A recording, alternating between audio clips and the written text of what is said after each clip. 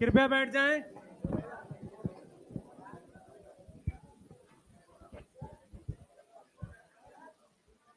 सब लोग बैठ जाएं बेटा। जो जो पीछे बैठे हुए एकदम लास्ट में आगे आके पोएम सुनाएंगे। हाँ, यहाँ फ्रंट पे आके पोएम सुनाने वाले हैं वो, तो इसलिए जल्दी से आगे आ जाओ, जल्दी जल्दी आगे आ जाओ, बैठो जल्दी। आगे आ बेटा, आगे बैठो, आगे बैठो। पीछे लास्ट सबसे, तो आ गया, जल्दी आ इधर मेरे पास आ।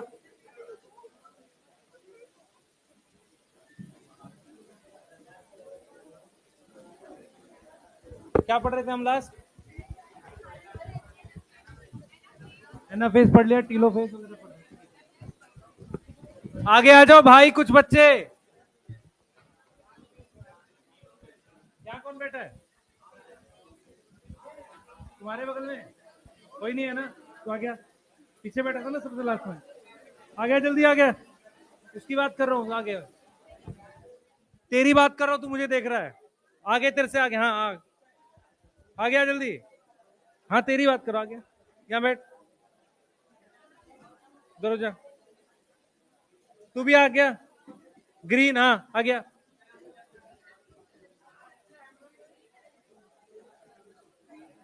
इसके पीछे बैठ जा बेटा। स्टार्ट कर रहे हैं जल्दी, फटाफट से। कितने लोगों ने पूरा बना लिया असाइनमेंट? सेल साइकिल वाला क्यों नहीं बनाया भाई? अच्छा, जहां तक हुआ वहां तक बना दो, ठीक है। और क्वेश्चन बेटा कल देता हूं, पहले इसका सॉल्यूशन रिकॉर्ड कर दूं मैं आज। सेल के क्वेश्चन और दे देता हूं आपको, 100 क्वेश्चन। सेल क्यों बना रहा है? अभी टेस्ट है इसलिए? अच्छा, तुम तो बहुत स्लो पढ़ते हो यार इस हिसाब से तो। फिर बना रहे हो? अच्छा, एक ही असाइनमेंट 2 बार?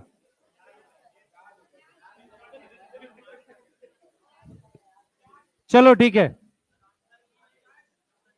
आंसर की किसमें नहीं है? वीडीपीपी का नहीं पता मुझे आंसर क्यों नहीं है उसमें, पर मैं जो दे रहा हूं उसमें है। ठीक है, बैठ जाओ भाई प्लीज, पढ़ना स्टार्ट कर रहे हैं। ठीक है, आज बेटा इसका सॉल्यूशन आपको मिल जाएगा। सेल का आपको टेस्ट चाहिए कि क्वेश्चन चाहिए? 100 टेस्ट भी चाहिए भाई। खाए जा रहा, खाए जा रहा, क्या हुआ है? लंच नहीं लाया? उसको बगल वाले को कुछ नहीं दिया तूने? खा लिया है, सही है।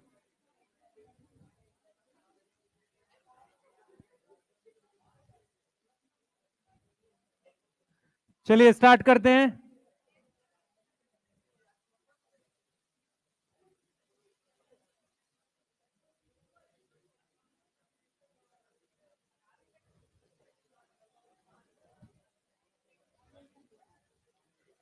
जल्दी फास्ट। हाँ बेटा, सॉल्यूशन डिस्कस करना है? करता हूं, पहले पढ़ा दूं फिर करता हूं। भाई एक बार डोपा वाले क्वेश्चंस के आंसर्स भी डिस्कस कर दूंगा इसमें देते हो जो, ठीक है। जिन्होंने नहीं किया था वो लाइव अभी कर लेंगे, ठीक है। पहले मैं एक बार पढ़ा देता हूं आपको, उसके बाद उसको डिस्कस कर रहे हैं, ठीक है। क्लियर है? ठीक है, लास्ट हमने आपको एनाफेज बता दिया था, ठीक है। एनाफेज में हमारे पास सिस्टर क्रोमेटिड अलग हो जाते हैं, सही है। सिस्टर क्रोमेटिड अलग होने के बाद क्या कहलाते हैं? क्रोमोसोम, ठीक है। क्लियर है? Chromosome of future nuclei. इसका क्या मतलब है? जो फ्यूचर में 2 सेल बनेंगे उसके क्रोमोसोम कहलाते हैं, ठीक है। ऐसी बात हमने लास्ट क्लास में करी थी, ठीक है।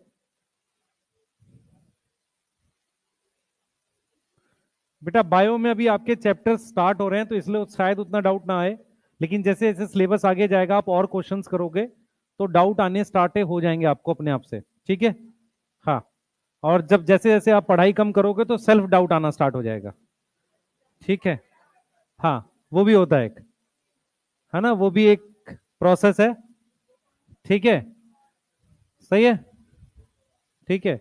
बाकी पेरेंट्स को तो डाउट होना स्टार्ट हो ही जाता है ना, पिछले 2-3 साल से उनको लग रहा है पता नहीं क्या ही बना रहे हैं, है ना। सही है। उनको टोटल तो पता नहीं होगा कितने में हिसाब हो, तो 200-300 नंबर में कहते हैं बहुत नंबर आ गए, इतने नंबर, है ना। 400 में भी कहते होंगे बहुत आ गए। नहीं, नहीं, अब तो इतना न्यूज में चला है, सबको याद करवा दिया उन्होंने, पूरे इंडिया में याद करवा दिया, ऐसा कोई पेपर होता है ना। हाँ। नहीं, वो लगे हुए थे, सुप्रीम कोर्ट भी लगा हुआ है, बोल रहा है कि 45-45 क्वेश्चन होते हैं, 50 नहीं पता उनको, है ना। अगली वाली हियरिंग में पता चलेंगे 50 होते हैं। चलो, धीरे धीरे पता चल रहा है। प्लीज ध्यान रखो बेटा, कुछ नहीं होगा। देखो, अगर एग्जाम दोबारा हुआ तुम्हारा सबसे ज्यादा नुकसान हो जाएगा, क्योंकि तुम डाइवर्ट हो जाओगे और तुम्हारे पास वैसे ही 10 महीने हैं। चलो, ये अच्छी बात है। ठीक है, ध्यान दो बेटा, ये वाला दोगे नहीं, अगले वाला होगा नहीं, पढ़ लो, इसलिए पहले ही बोल रहा हूं। ध्यान दो इधर बेटा सारे। देखिए, हमारे पास हमने एनाफेज में लास्ट ये पढ़ा था, अगर आपको याद हो, एनाफेज में लास्ट हमने ये पढ़ा था, सही है। हमने कहा था कि मेटाफेज के एंड पर क्रोमोसोम इक्वेटोरियल प्लेट पे आ चुके हैं, मेटाफेजिक प्लेट कह रहे हैं, सारे के सारे सिस्टर क्रोमेटिड आपस में एक साथ स्प्लिट करेंगे। एक साथ स्प्लिट करना इसलिए जरूरी है, यदि वो एक साथ स्प्लिट नहीं करेंगे तो अपोजिट पोल पर साथ नहीं पहुंचेंगे। मेरी बात समझो ध्यान से। एक साथ सारे के सारे स्प्लिट करने का पर्पस है कि साथ में स्प्लिट करने से क्या होगा, सारे अपोजिट पोल पर आसानी से पहुंच जाएंगे। क्लियर है। अपोजिट पोल पे जाने के बाद उसको न्यूक्लियर मेम्ब्रेन में बंद करना है मुझे। ठीक है, इसलिए सबको साथ में स्प्लिट करते हैं। साइमल्टेनियसली का मतलब साथ में स्प्लिट करना, स्पेलिंग गलत है स्प्लिट की। ठीक है, तो स्प्लिट करेंगे साइमल्टेनियसली। उसके बाद हमने क्या बोला है कि ये जो क्रोमोसोम है, इसका जो सेंट्रोमियर है वो किसकी तरफ डायरेक्ट कर रहा है, पोल की तरफ। ये छोटे होते चले जाते हैं जो स्पिंडल फाइबर है। ठीक है, आगे हमने ये बात करनी है यहां पर कि हमारे पास, ध्यान देंगे, हमारे पास एक प्रोटीन होती है जो इसको सराउंड करती है। नहीं नहीं, सेंट्रोमियर को सराउंड करने वाली एक प्रोटीन होती है, इस प्रोटीन को कहते हैं हम कोहेसिन। प्रोटीन का नाम क्या है, कोहेसिन। इस कोहेसिन का क्या रोल होता है, मैं यहां पे लिख देता हूं, ध्यान देंगे सारे बच्चे बेटा। कोहेसिन क्या होती है, कोहेसिन का क्या रोल है। कोहेसिन क्या करती है, keep sister chromatid together, centromere को जोड़े रखती है ना। तो सिस्टर क्रोमेटिड को कैसे साथ रखती है, कीप सेंट्रोमियर इंटैक्ट, सेंट्रोमियर को इंटैक्ट रखती है, उसकी वजह से सिस्टर क्रोमेटिड जुड़े हुए रहते हैं। सिस्टर क्रोमेटिड क्या होते हैं, जुड़े हुए रहते हैं। ठीक है, कनेक्ट रहते हैं। यस, यहां तक समझ में आई बात। अब क्या होता है, हमारे पास एक एंजाइम होता है जो इस प्रोटीन को डाइजेस्ट करता है, उसका नाम एपीसी है। तो हम जो टॉपिक बता रहे हैं आपको, एनाफेज प्रमोटिंग कॉम्प्लेक्स, इसकी बात कर रहे हैं। एनाफेज प्रमोटिंग कॉम्प्लेक्स, जिसका नाम एपीसी है। नीट 2016 में क्वेश्चन आया था, और क्वेश्चन क्या था, इसको ध्यान से सुनना। सिस्टर क्रोमेटिड एक तो माइटोसिस के एनाफेज में अलग होते हैं, इसके अलावा जब आप मियोसिस पढ़ोगे, मियोसिस 2, उसमें भी सिस्टर क्रोमेटिड आपस में अलग होते हैं। तो क्वेश्चन ये था कि जो एपीसी है वो कब काम करेगा, माइटोसिस में तो एनाफेज में करेगा, और मियोसिस 2 में काम करता है। कब करता है, मियोसिस 2 में, जिसमें वो सिस्टर क्रोमेटिड को अलग करता है। एपीसी क्या है पहले समझो।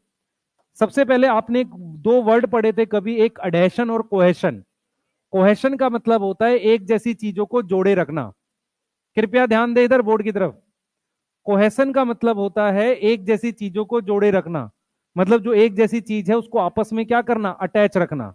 क्योंकि सिस्टर क्रोमेटिड जेनेटिकली सेम है, उनको एक साथ जोड़े रखने के लिए कौन मदद कर रहा है, कोहेसिन। तो एपीसी क्या करता है, एपीसी इसको डाइजेस्ट कर देता है, इसको डाइजेस्ट कर देता है, किसको, कोहेसिन को।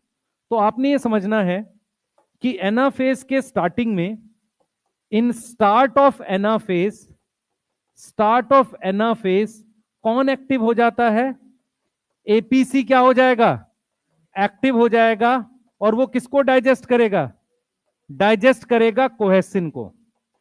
उसके बाद सिस्टर क्रोमेटिड सेपरेट हो जाएंगे। यस, सिस्टर क्रोमेटिड क्या हो जाएंगे? सेपरेट हो जाएंगे, जिसको पुल करेगा, पुल बाय स्पिंडल फाइबर। जिनको पुल करेगा, खींचेगा कौन? Spindle fibre. तो इसीलिए फिर स्पिंडल फाइबर इसको खींचते हैं ऐसे। ये समझ में आ रहा है? अलग कौन किसकी वजह से हो रहा है? एपीसी की full form anaphase promoting complex, एक प्रकार का एंजाइम जो किसको डाइजेस्ट कर रहा है? कोएसिन को। कोएसिन का काम है इनको जोड़े रखना, इसको और इसको जोड़े रखना। जैसे ही कोएसिन हटेगा ये हट जाएंगे, फिर स्पिंडल फाइबर इसको खींच देंगे। यहां तक समझ में आ रहा है? बोलो, ठीक है, क्लियर है यहां तक?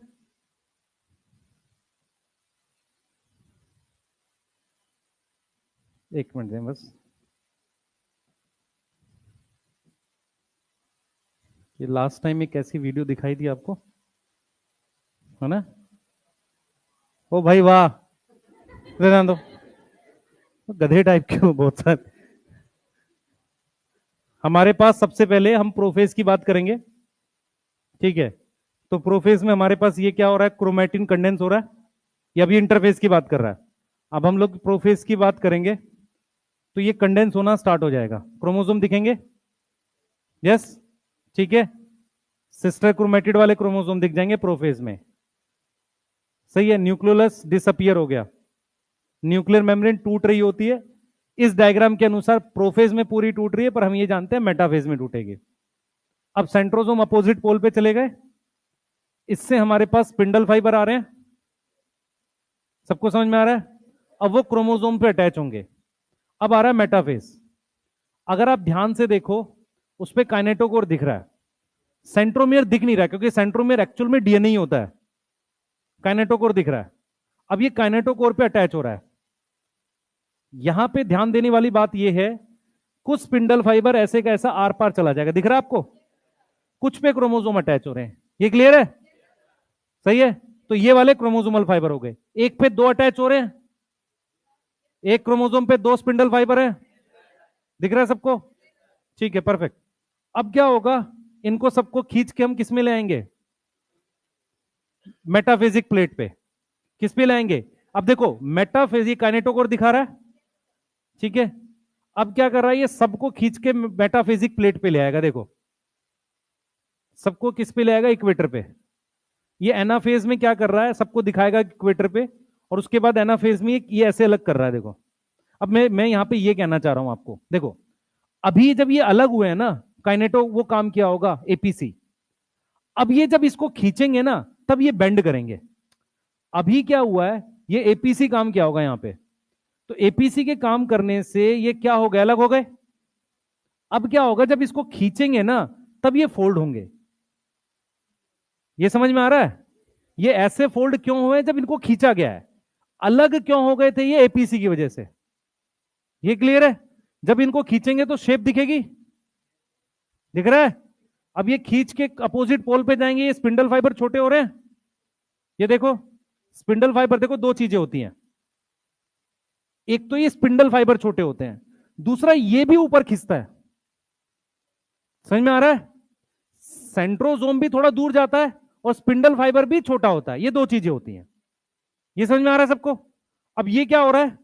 ये खिंच के हल्का सा ऊपर जा रहा है, स्पिंडल फाइबर छोटे हो रहे हैं। अब स्पिंडल फाइबर छोटे कैसे होते हैं, मैं आपको थोड़ा सा आइडिया दे देता हूं। ये ट्यूबुलिन प्रोटीन के बने हुए हैं, वो एक तरह का मोनोमर है। जैसे मान लो मेरे पास ये क्रोमोसोम है, यहां पर स्पिंडल फाइबर है, यहां पर स्पिंडल फाइबर है। यहां का स्पिंडल फाइबर क्या होता जाएगा? यहां पे स्पिंडल फाइबर क्या होगा? बढ़ता चला जाएगा, यहां से घटता चला जाएगा, तो ऊपर जाएगा क्रोमोसोम। मान लो दोनों तरफ स्पिंडल फाइबर है, यहां पर आप क्या कर दो? पॉलीमराइज कर दो, यहां पर डीपॉलीमराइज कर दो, तो क्रोमोसोम ऐसे आएगा। इसी तरीके से हम सबको सेंटर में लाए थे। अब क्या कर रहे हैं हम लोग? यहां पर माइक्रोट्यूब्यूल को डीपॉली मतलब ट्यूबुलिन प्रोटीन खत्म कर रहे हैं, तो ये छोटा होता चला जाएगा। देखो छोटा दो तरीके से हो सकता है, या तो यहां से खत्म कर रहे हो, यहां से, यहीं से खत्म करना चालू कर देते हैं यहां से। जैसे मैं इस प्रोटीन को खत्म करता हूं, ये धीरे धीरे छोटा होता चला जाता है, साथ में मैं इनको भी खींचता हूं थोड़ा सा। क्लियर है? अब इसके बाद हमारे पास ये कहां आ गए? पोल पे आ गए। ये कहां पर आ जाएंगे? अपोजिट पोल पे आ जाएंगे। क्लियर है? टीलोफेज में ये क्रोमोसोम वापसी क्या बना देंगे? Chromatin fibre. वापसी क्या बना देंगे? Chromatin fibre. देखो ये पोल्स पे पहुंच चुके हैं। अब इनको ये डॉटर क्रोमोसोम दिख रहा है, इन्होंने वापसी क्या बना दिया? क्रोमेटिन बना दिया। तो एक न्यूक्लियस ऊपर बन गया, एक न्यूक्लियस नीचे बन गया। ये क्लियर है यहां तक? फिर हम न्यूक्लियर मेम्ब्रेन दोबारा बना देंगे। ठीक है, मैं सिर्फ इतना समझा रहा हूं यहां पर, कोहेसिन इनको अलग कर देगा, बाकी स्पिंडल फाइबर खींचता है। क्लियर है? सबको एपीसी समझ में आ गया? ठीक है, अब मेरी बात सुनेंगे। नोट, अगर एपीसी नॉन फंक्शनल है, अगर एपीसी काम नहीं कर रहा है, अगर ऐसा कंडीशन मान लें, नोट में लिख रहे हैं इसको, ध्यान से सुने, अगर एपीसी नॉन फंक्शनल है, काम नहीं कर रहा है, तो उस केस में सिस्टर क्रोमेटिड अलग नहीं होंगे, क्योंकि स्पिंडल फाइबर से खींचकर हम उसे अलग नहीं कर सकते। स्पिंडल फाइबर उसको अलग पोल पर ले जाते हैं, पर अलग करते नहीं हैं। समझ में आ रहा है? उस केस में हमारे पास क्या होगा? ईच क्रोमोसोम में कितने क्रोमेटिड हो जाएंगे? With 2 chromatid. कितने क्रोमेटिड होंगे? 2 क्रोमेटिड। इसको हम नाम देते हैं पॉलीटीनी। क्या नाम देते हैं? पॉलीटीनी। पॉलीटीनी वर्ड का मतलब होता है पॉलीटीनी। पॉलीटीनी का मतलब होता है कि एक क्रोमोसोम में एक से ज्यादा क्रोमेटिड होना। नॉर्मली हम लोग जो रियल सिचुएशन मानते हैं वो जीवन फेज को मानते हैं। मेरी तरफ ध्यान से सुने, हम लोग क्या करते हैं, जीवन फेज के क्रोमोसोम को स्टैंडर्ड मानते हैं। तो जीवन फेज के क्रोमोसोम में हर क्रोमोसोम में एक क्रोमेटिड है, सही है। लेकिन एम फेज बीत गया, उसके बाद भी एक क्रोमोसोम में 2 क्रोमेटिड है। इसका ऑटोमेटिकली मीनिंग है कि एक क्रोमोसोम में जब 2 क्रोमेटिड है, इसका मतलब एक्स्ट्रा क्रोमेटिड है। ये समझ में आ रहा है? इस कंडीशन को हम क्या कहते हैं? पॉलीटीनी। ऐसा ही एक क्रोमोसोम होता है जिसमें कई बार एस फेज, G2 फेज हो गई, पर एपीसी काम नहीं कर रहा था, 6-7 क्रोमेटिड हो गए। ऐसा एक बड़ा सा क्रोमोसोम होता है, उसे पॉलीटीन क्रोमोसोम कहते हैं। नीट 2016 में एक क्वेश्चन आया था लैम्ब्रस और पॉलीटीन क्रोमोसोम के बारे में, ऐसा आपने कुछ सुना सुना सा है। ठीक है, पॉलीटीनी वर्ड का मतलब समझ लो। पॉलीटीनी का मतलब एक क्रोमोसोम में नॉर्मल से ज्यादा क्रोमेटिड होना। सही है? बोलो, इसको हम क्या बोलते हैं? पॉलीटीनी। क्या बोलते हैं? पॉलीटीनी। और ये कब होता है? जब एपीसी काम नहीं करता। अच्छा, एक चीज और, म्यूटेशन की परिभाषा बताएंगे? कौन बता रहा है? What is mutation? ठीक है, म्यूटेशन में 3 चीजें होती हैं। पहला, जीन में गड़बड़, क्रोमोसोम की संख्या में गड़बड़, और क्रोमोसोम के स्ट्रक्चर में गड़बड़। पॉलीटीनी एक तरह का स्ट्रक्चर में गड़बड़ है। समझ में आ रहा है? एक्स्ट्रा डीएनए आ गया। सही है? तो पॉलीटीनी एक प्रकार का म्यूटेशन भी है। क्लियर है? नेचुरल प्रोसेस नहीं है। क्लियर? हाँ भाई, यहां तक ठीक है? एपीसी समझ में आ गया? बोलो, नोट करें कृपया, जल्दी, फास्ट। कुछ बच्चे बैठे बैठे सो क्यों रहे हैं? एक्स्ट्रा क्लास है आज? आज किसकी क्लास है? लास्ट है ना ये तो? हाँ, लास्ट तक तो सो जाते हो तुम। हाँ, हाँ, आधे तो सो जाते हैं। हाँ, कोई दिक्कत नहीं है।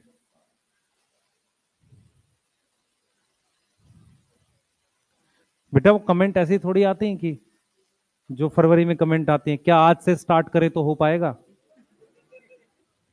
तो वो वाली कमेंट ऐसे थोड़ी आती हैं। 4 मई को पेपर है, 3 मई को भी आएगी, क्या मैं अभी शुरू करूं तो हो जाएगा? हाँ, हो जाएगा। हाँ, मैं स्ट्रेटेजी डालूंगा, चिंता मत करो। मैं तुम लोगों से बहुत सारी स्ट्रेटेजी सीख रहा हूं, चलो भाई करो।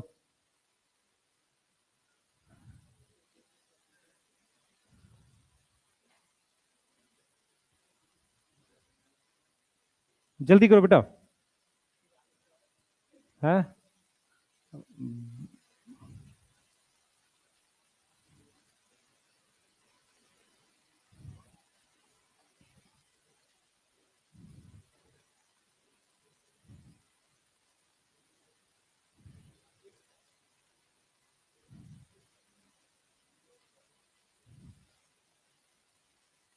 हो गया।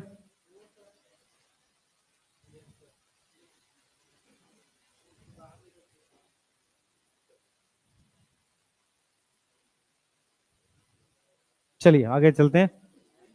जल्दी लिखो यार, क्या कर रहे हो?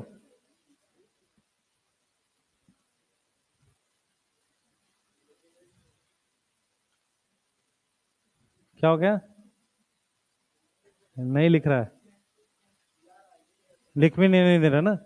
सही है। हाँ,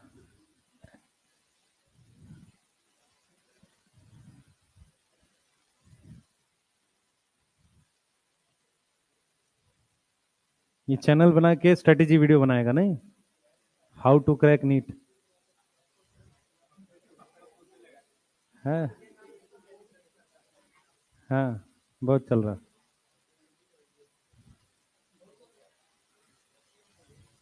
पढ़ लो यार, पढ़ लो, कोई बात नहीं। तुम लोग क्या है कि सिलेक्ट होके फिर वही भैया दीदी वाला काम शुरू कर देना, है ना? हाउ टू क्रैक नीट, है ना? गाइडेंस।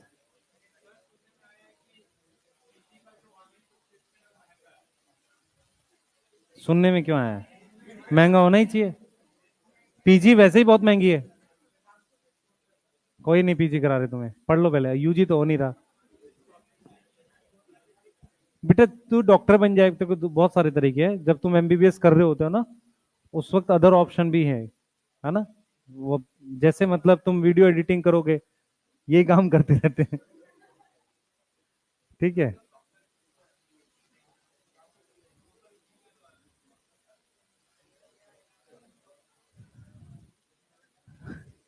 चल छोड़, जान दे।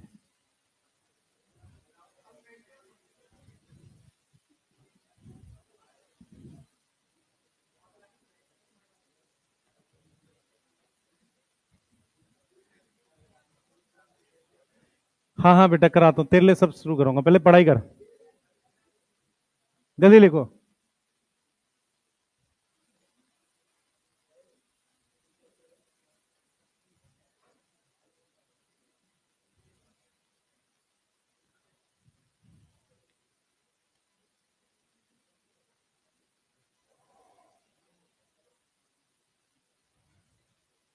लिख लिया? इधर वाला वो कहाँ गया टीवी? एक ही है, पीछे दो होने चाहिए ना ऐसे। एक और था ना ऊपर।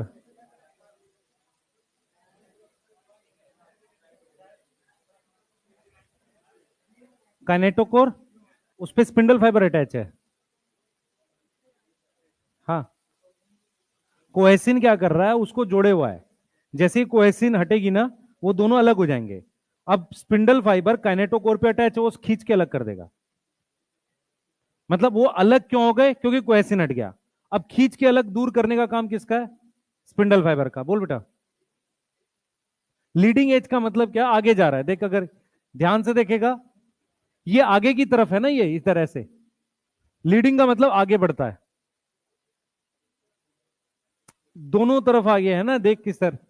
जैसे यहां पर ये वाला, ये लीडिंग मतलब आगे की तरफ है ये, और ये पीछे की तरफ है ना आर्म्स, ऐसे यहां पर पोल की तरफ ये आगे की तरफ है, और ये आर्म्स पीछे की तरफ है। लीडिंग एज का मतलब जो है ना सेंट्रोमियर, वो लीडिंग एज पे मतलब आगे की तरफ जा रहा है, और आर्म्स पीछे हैं, ये कह रहा है। चलिए भाई आगे चलेंगे। अब ये देखो बेटा, आप सब लोग इधर ध्यान देंगे। सबसे पहले हमारे पास अलग अलग शेप विजिबल होती हैं, कृपया इधर ध्यान दे बेटा। हमारे पास ये वाला जो क्रोमोसोम है, इसको मेटासेंट्रिक कह रहे हैं। मेटासेंट्रिक जब अलग हो जाता है, तो वो इन्वर्टेड वी शेप बनाता है। क्या बनाता है? Inverted V shape. देख लो इधर बेटा, एक बनाएगा एल, एक बनाएगा जे, एक बनाएगा आई।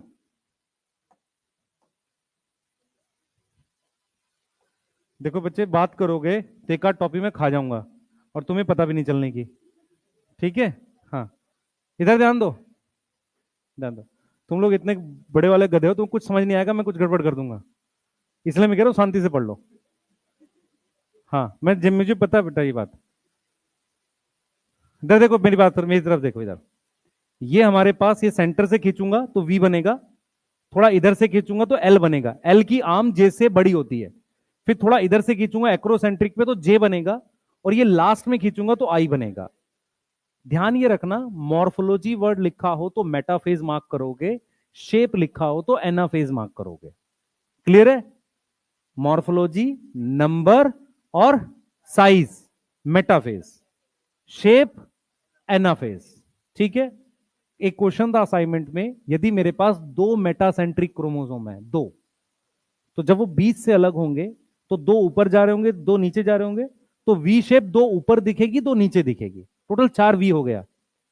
समझ में आ रहा है? अगर 10 मेटासेंट्रिक क्रोमोसोम है तो टोटल 20 वी दिखेंगे। क्लियर है? बोलो, क्योंकि एक क्रोमोसोम दो में टूट रहा है। क्लियर है? ऐसा क्वेश्चन था असाइनमेंट में। अब ये मेरे पास क्या है बेटा? ये वी शेप है, इन्वर्टेड लिखते हैं, इन्वर्टेड मतलब उल्टा वी। यस। ये क्या है? एल शेप है, इसको जे शेप कह रहे हैं, और ये आई शेप है, क्योंकि हम खींचते इधर सेंट्रोमियर से ऊपर है। क्लियर है? दूसरी चीज, कृपया करके डायग्राम भी आइडेंटिफाई करना सीखो। अगर ऐसे क्रोमोसोम दे रखे हैं ऐसे मुड़े हुए, तो वो एनाफेज होगा। समझ में आ रहा है? एनाफेज होगा।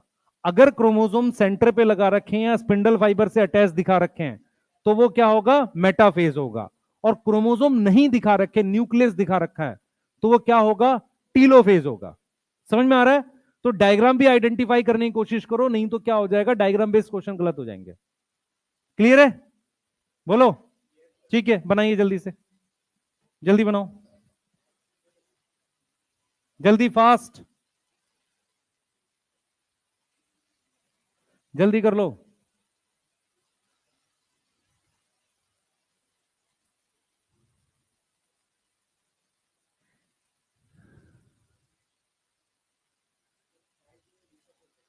साइज, नंबर और मॉर्फोलॉजी मेटाफेज, और शेप एनाफेज। ठीक है?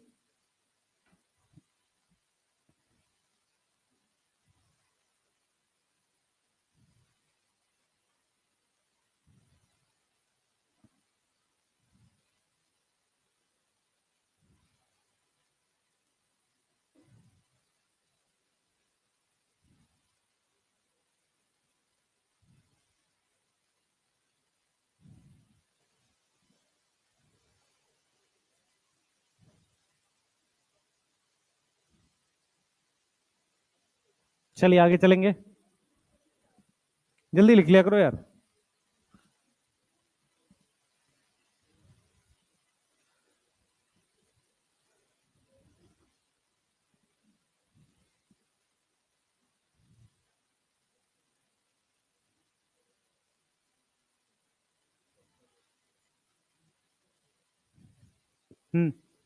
जल्दी, फास्ट। पॉलीटीनी समझ में आ गया? एक्स्ट्रा क्रोमोसोम होना। ठीक है,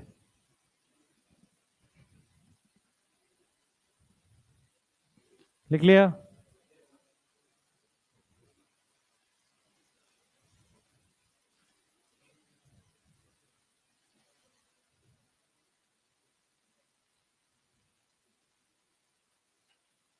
जाइगोट में जब फ्यूजन होती है दोनों की गैमेट्स की, तो अमाउंट ऑफ डीएनए क्या होता है? ह्यूमन की बात करें या किसी भी सेल की बात करें, जब दो गैमेट फ्यूज करते हैं, जाइगोट बनता है, तो अमाउंट ऑफ डीएनए क्या आएगा? 2C 4C? 2C आएगा। और 4C कब आएगा उसमें? जब जाइगोट G2 में जाएगा। ठीक है, सही है।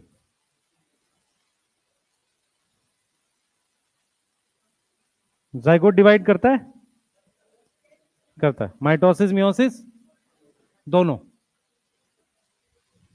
ठीक है, हमारे पास इसको क्या लिख रहे हैं, सब मेटासेंट्रिक, यस। इसको क्या लिख रहे हैं, एक्रोसेंट्रिक, और इसको क्या लिख रहे हैं, टीलोसेंट्रिक। चलिए आगे चलेंगे।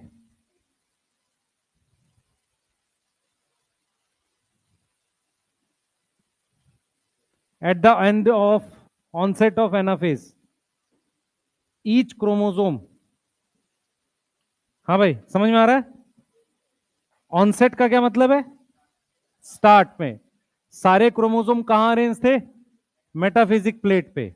स्प्लिट समझ में आता है, अलग हो जाना, साइमल्टेनियसली क्या बनेंगे, दो डॉटर क्रोमेटिड, जिनको अब किस नाम से जानते हैं, डॉटर क्रोमोसोम। किसके daughter chromosome, future daughter nuclei के।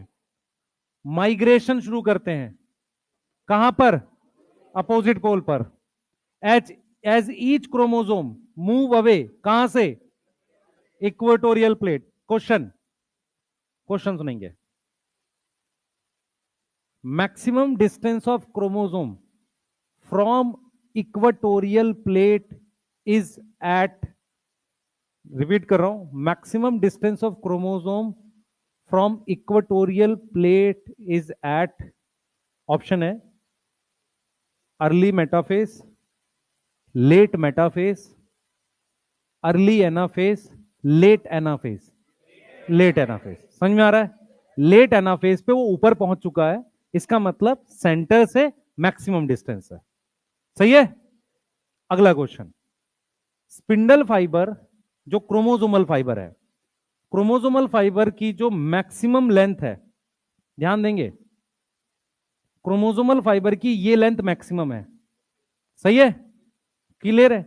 ये लेंथ घटनी कब स्टार्ट हो जाती है, एनाफेज में। ये समझ पा रहे हो, सही है। और वो लेंथ मिनिमम कब होगी, लेट एनाफेज में। समझ में आ रहा है, क्लियर है, सही है। तो ये वाला क्वेश्चन हम इससे बना सकते हैं कि देख रहे हो उससे दूर जाने की कोशिश कर रहा है, इसका मतलब इस तरीके से, the centromere of each chromosome directed towards pole and hence at leading edge, मतलब आगे बढ़ रहा है, और आर्म्स उसकी क्या है, पीछे हैं। सही है। एनाफेज में देखो क्या है, सेंट्रोमियर स्प्लिट करते हैं, क्रोमेटिड अलग होते हैं, chromatid move to opposite pole. अब यहां पर थोड़ी सी गड़बड़ है एनसीईआरटी को लेके, यहां पर इसको डॉटर क्रोमोसोम लिखना चाहिए। समझ में आ रहा है, क्योंकि ये क्रोमेटिड लिख रहा है, उससे डाउट हो रहा है इस वाली बात पे। क्लियर, ये क्रोमेटिड जो मूव कर रहे हैं ना, ठीक है, इसके आगे पहले तो इसको सिस्टर क्रोमेटिड लिखना चाहिए यहां पर, सही आगे, और ब्रैकेट में लिखना चाहिए डॉटर क्रोमोसोम, तो ज्यादा सही बात बैठेगी। क्लियर है, क्योंकि जैसे ही वो अलग हो गए, अब वो क्रोमेटिड नहीं रहे, वो क्या रह गए, फ्यूचर क्रोमोसोम के, फ्यूचर सेल के क्रोमोसोम हो गए। क्लियर, समझ में आ रहा है। अब किसको ये बात समझ में आई, बहुत कम समय के लिए क्रोमोसोम की संख्या डबल हुई है एनाफेज में। सही है, ठीक है। अब जब मैं उसको अपोजिट पोल पे मूव कर दूंगा, दो न्यूक्लियस बन जाएंगे, लेकिन अगर मैं उसको अपोजिट पोल पे ना मूव कर पाया, उस कंडीशन को हम कहते हैं पॉलीप्लॉइडी। पॉलीप्लॉइडी क्या होता है बेटा, पॉली का मतलब बहुत सारे, प्लॉइडी मतलब क्रोमोसोम की संख्या डबल हो गई। तो व्हाट इज पॉलीप्लॉइडी, हमारे पास क्या होता है, मेटाफेज में, मेटाफेज में अगर हम एक केमिकल अप्लाई कर दें, कॉल्चिसिन अप्लाई कर दें, ये केमिकल होता है जो क्या करता है, स्पिंडल असेंबली रोक देता है, स्पिंडल को तोड़ देता है, असेंबल होने नहीं देता, स्पिंडल असेंबली स्टॉप करता है या प्रिवेंट करता है। उससे क्या होगा, सिस्टर क्रोमेटिड अलग तो हो जाते हैं, क्योंकि स्पिंडल का कोई रोल नहीं है उनको अलग करने के लिए। कौन अलग करता है उनको, एपीसी। कौन अलग करता है, एपीसी। वो बीच में से तो अलग हो गए, लेकिन वो अलग अलग सेल में नहीं जा पाएंगे, क्योंकि स्पिंडल फाइबर नहीं है। मेरी बात समझ में आ रही है। तो क्रोमोसोम की संख्या डबल हो जाएगी, सिस्टर क्रोमेटिड सेपरेट, ठीक है, सिस्टर क्रोमेटिड क्या हो गए, सेपरेट हो गए, but remain in single cell. अगर वो सिंगल सेल में रहे तो क्या हो जाएगा? तो क्या हो जाएगा? पॉलीप्लॉइडी अकर, मतलब क्रोमोसोम का संख्या डबल हो गई। पॉलीप्लॉइडी अकर, क्रोमोसोम का नंबर क्या हो गया? डबल हो गया। पॉलीप्लॉइडी क्या म्यूटेशन है? यस, क्योंकि ये एक तरह से क्रोमोसोम की संख्या बढ़ा रहा है। ध्यान से सुनेंगे। एपीसी ने नॉर्मल काम किया, सिस्टर क्रोमेटिड को अलग कर दिया, हमने केमिकल डाल दिया कॉल्चिसिन।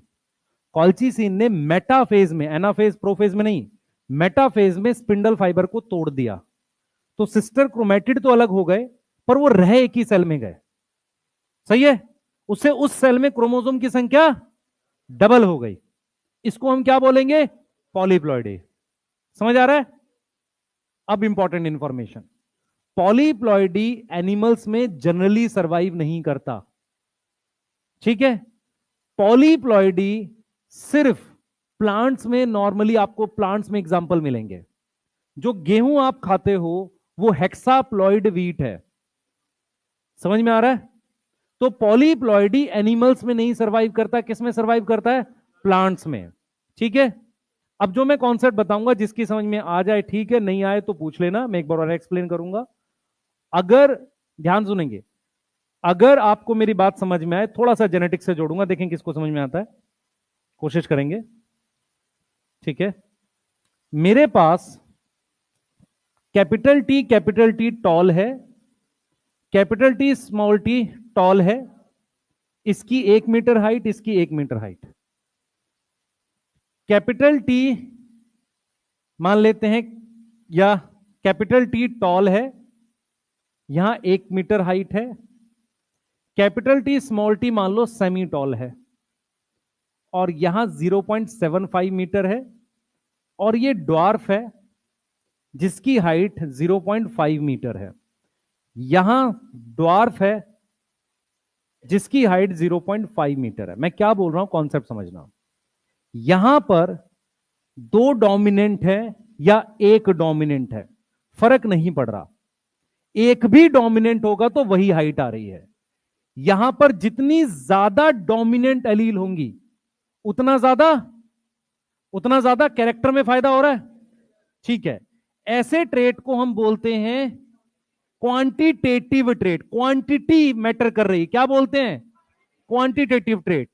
इस वाले को बोलते हैं क्वालिटेटिव। अब मैं आपको एक चीज समझाता हूं। पॉलीप्लॉइडी का मतलब है कि मेरे पास क्रोमोसोम डबल हो गए, डबल से 4 हो गए, मतलब मेरे पास, इसको पॉलीप्लॉइडी कहते हैं। समझ आ रहा है? इसको पॉलीप्लॉइडी कह रहे हैं। भाई ये G2 के बाद जो डबल हुआ था वो वापसी एक एक सिस्टर क्रोमेटिड और बना लिया। मैं क्या बोल रहा हूं सुनो। मेरे पास यहां पर जीन कैपिटल टी थी, यहां पर कैपिटल टी, यहां कैपिटल टी, यहां कैपिटल टी। क्वेश्चन ये है, polyploidy will benefit qualitative trait और क्वांटिटेटिव ट्रेट? समझ आया किसी को? अगर मैंने क्रोमोसोम बढ़ाए तो उस पर जीन भी बढ़ेगी, सेम तरह की जीन बढ़ेगी। इस वाली ट्रेट में फर्क नहीं पड़ता, इस वाली ट्रेट पे फर्क पड़ता है। तो पॉलीजेनिक सॉरी पॉली कह रहा हूं मैं कह रहा हूं पॉलीप्लॉइडी उनमें बेनिफिट करती है जहां पर नंबर ऑफ जीन बढ़ने से फायदा होता है। इसके एग्जाम्पल क्या है? जैसे प्लांट्स में क्या होता है, प्लांट्स में क्या होता है, कई बार प्रोडक्शन, स्टार्च की प्रोडक्शन है, किसी चीज की प्रोडक्शन क्वांटिटेटिव ट्रेट होती है। तो इसलिए हमने कहा कि हम हेक्साप्लॉइड व्हीट खाते हैं, क्योंकि उसमें ज्यादा क्रोमोसोम होंगे, ज्यादा जीन होगी, ज्यादा कैरेक्टर दिखेगा। कैरेक्टर 2 तरह के हैं, एक है क्वालिटेटिव, 2 डोमिनेंट हो 1 डोमिनेंट हो फर्क नहीं पड़ेगा, वही आएगा।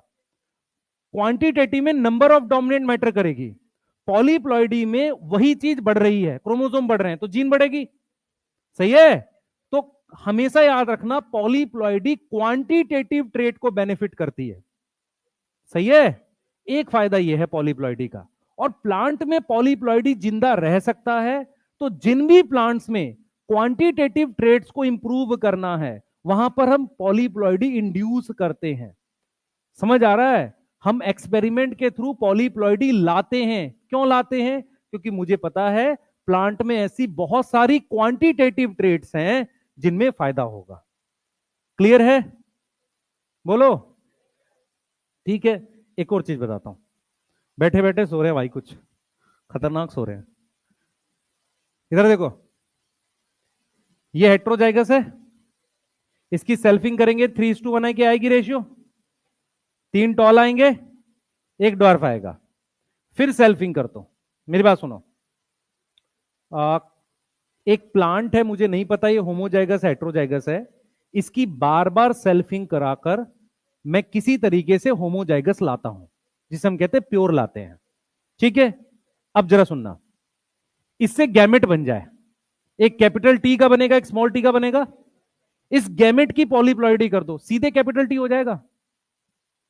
अगर मैं कैपिटल टी को डबल कर दूं तो कैपिटल टी ही आएगा ना। एक्चुअल में क्या होता है, पॉलीप्लॉइडी के 2 यूज हैं तुम्हारे सिलेबस में। पहला यूज है क्वांटिटेटिव ट्रेट में, दूसरा यूज है टिश्यू कल्चर में। टिश्यू कल्चर में अगर आप एंथर के सेल्स का पॉलीप्लॉइडी करो तो बनेगा वो होमोजाइगस ही। समझ आ रहा है? क्योंकि क्रोमोसोम सीधे क्या हो जाएंगे, डबल हो जाएंगे, और वही डबल होगा जो हैप्लॉइड में था। फॉर एग्जाम्पल, आपके पास एक टॉल प्लांट है, आपको नहीं पता ये प्योर है इम्प्योर है, बार बार सेल्फिंग करा के आपको पता चलता है। ये समझ में आ रही है बात? बोलो, ये समझ में आ रही है? लेकिन अगर इसका गैमेट बनाऊंगा तो या तो कैपिटल टी बनेगा या स्मॉल टी बनेगा। उस गैमेट के क्रोमोसोम डबल कर दो तो टी का डबल टी ही होगा ना फिर। तो कम समय में अगर मुझे होमोजाइगस लाना है, उसमें पॉलीप्लॉइडी यूजफुल है। इसलिए प्लांट्स में ही करते हैं पॉलीप्लॉइडी। कॉल्चिसिनम कहां यूज करते हैं? सिर्फ प्लांट्स में यूज करते हैं, एनिमल्स में नहीं करते। वो सेल ही जिंदा नहीं बचता, एनिमल का सेल जिंदा नहीं बचता पॉलीप्लॉइडी से। एनिमल में 1 या 2 क्रोमोसोम कम ज्यादा होते हैं, जिसको आप एन्यूप्लॉइडी बोलते हो, जिसके लिए मियोसिस रिस्पॉन्सिबल है, माइटोसिस नहीं। पॉलीप्लॉइडी सिर्फ किसके लिए होती है? प्लांट्स के लिए।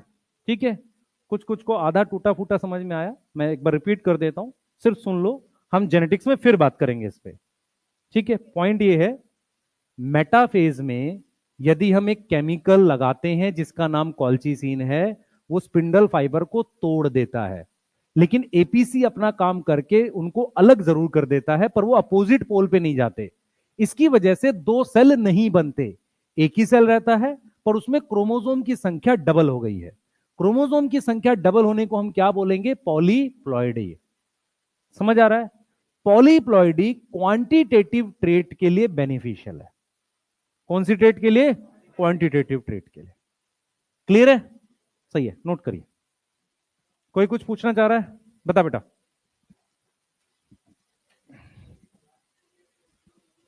प्लांट में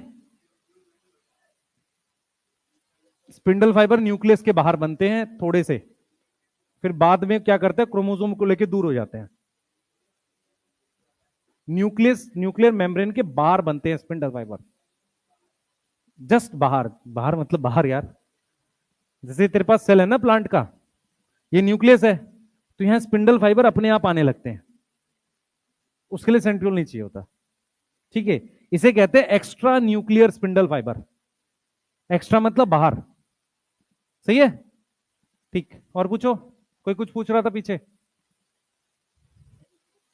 देखो बेटा, मैं थोड़ा बहुत कभी कभी ऊपर से एक आध बताऊंगा। हाँ, मेलानिन पिगमेंट क्वांटिटेटिव ट्रेट है, ह्यूमन में क्वांटिटेटिव ट्रेट होती है। मैंने ये नहीं कहा कि क्वांटिटेटिव ट्रेट नहीं होती, मैंने बोला पॉलीप्लॉइडी नहीं होती, मैंने ये बोला है। इसका मतलब ये है कि कई क्रोमोसोम की कॉपी नहीं होगी, वही जीन 5वें पर भी होगी, 8वें पे भी हो सकती है, इसका ये मतलब है। हाँ, बहुत सारी कॉपीज नहीं है क्रोमोसोम की, अलग अलग क्रोमोसोम पर वही जीन प्रेजेंट है मल्टीपल जगह पे, एक ही तरह की जीन। जैसे मैंने बोला ना, कैपिटल ए ऊपर है तो नीचे किसी और क्रोमोसोम पे नहीं होगा। पॉलीजेनिक में यही होता है वो। थैलीसीमिया तो ऑटोसोमल रिसेसिव डिसऑर्डर है, वो तो म्यूटेशन है, जीन म्यूटेशन है। वो क्या है? पॉइंट म्यूटेशन है। Sickle cell anaemia, chromosome number change होने के पास तुम्हारे पास डिजीज कौन सी? एन्यूप्लॉइडी वाली, क्रोमोसोमल डिसऑर्डर। ह्यूमन में पॉलीप्लॉइडी की कोई डिजीज नहीं है। समझ आ रहा है? जिंदा नहीं बचता। पॉलीप्लॉइडी का केस ह्यूमन में जिंदा नहीं बचेगा, किसी भी एनिमल में नहीं बचेगा, सिर्फ प्लांट्स में बचता है। ठीक है? बोलो।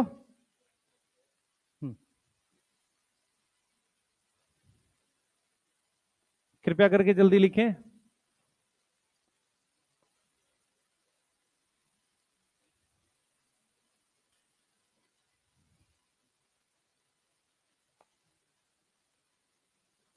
जल्दी लिखें। टीलोफेज लिखेंगे जल्दी से, फिर इसके बाद पॉलीप्लॉइडी क्लियर है। कौन से फेज में काम करता है कॉलचिसिन? 3 क्वेश्चन आएंगे इससे, सिर्फ 3 तरह के क्वेश्चन। कौन से फेज में काम करता है कॉलचिसिन? मेटाफेज में। दूसरा, कौन सा केमिकल है जो स्पिंडल असेंबली रोकता है? कॉलचिसिन। ठीक है। तीसरा, कॉलचिसिन की वजह से क्रोमोसोम क्या होती है? डबलिंग। सही है, क्रोमोसोम की संख्या डबल हो जाती है। यही 3 क्वेश्चन पूछेगा और वो कुछ नहीं पूछेगा आपसे। ठीक है बेटा, पेपर इजी आता है तभी इतने नंबर आते हैं बच्चों के। प्लीज थोड़ा सा ध्यान भी रखो इस बात का। तो मुश्किल पूछेगा नहीं, यही 3 पॉइंट पूछेगा इस टॉपिक से।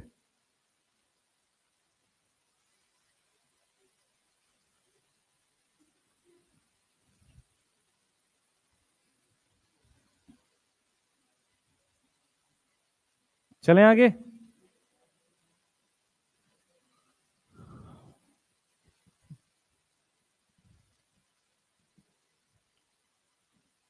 बना लिया सबने?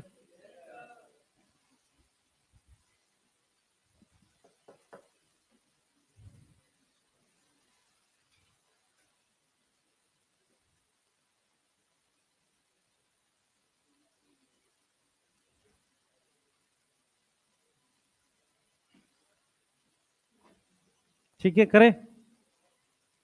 एक मैं असाइनमेंट आपको ग्रुप में भेजूंगा, ठीक है? वो 2016 में हम कराते थे सेल साइकिल का। एक बार वो देखना, आपको 50% क्वेश्चन नहीं आते होंगे उसके। मैं इसलिए बोल रहा हूं ये बात आपको, क्योंकि सिलेबस बदल गया, उतना नहीं पूछता उल्टा सीधा। समझ में आ रहा है? 50% क्वेश्चन नहीं आते होंगे, मैं श्योर हूं इस बात को लेके। इसे कहते हैं बेवकूफी, क्या करेगा? अच्छा, तुझे ये देखना है कि मुझे कितना नहीं आता है। अच्छा,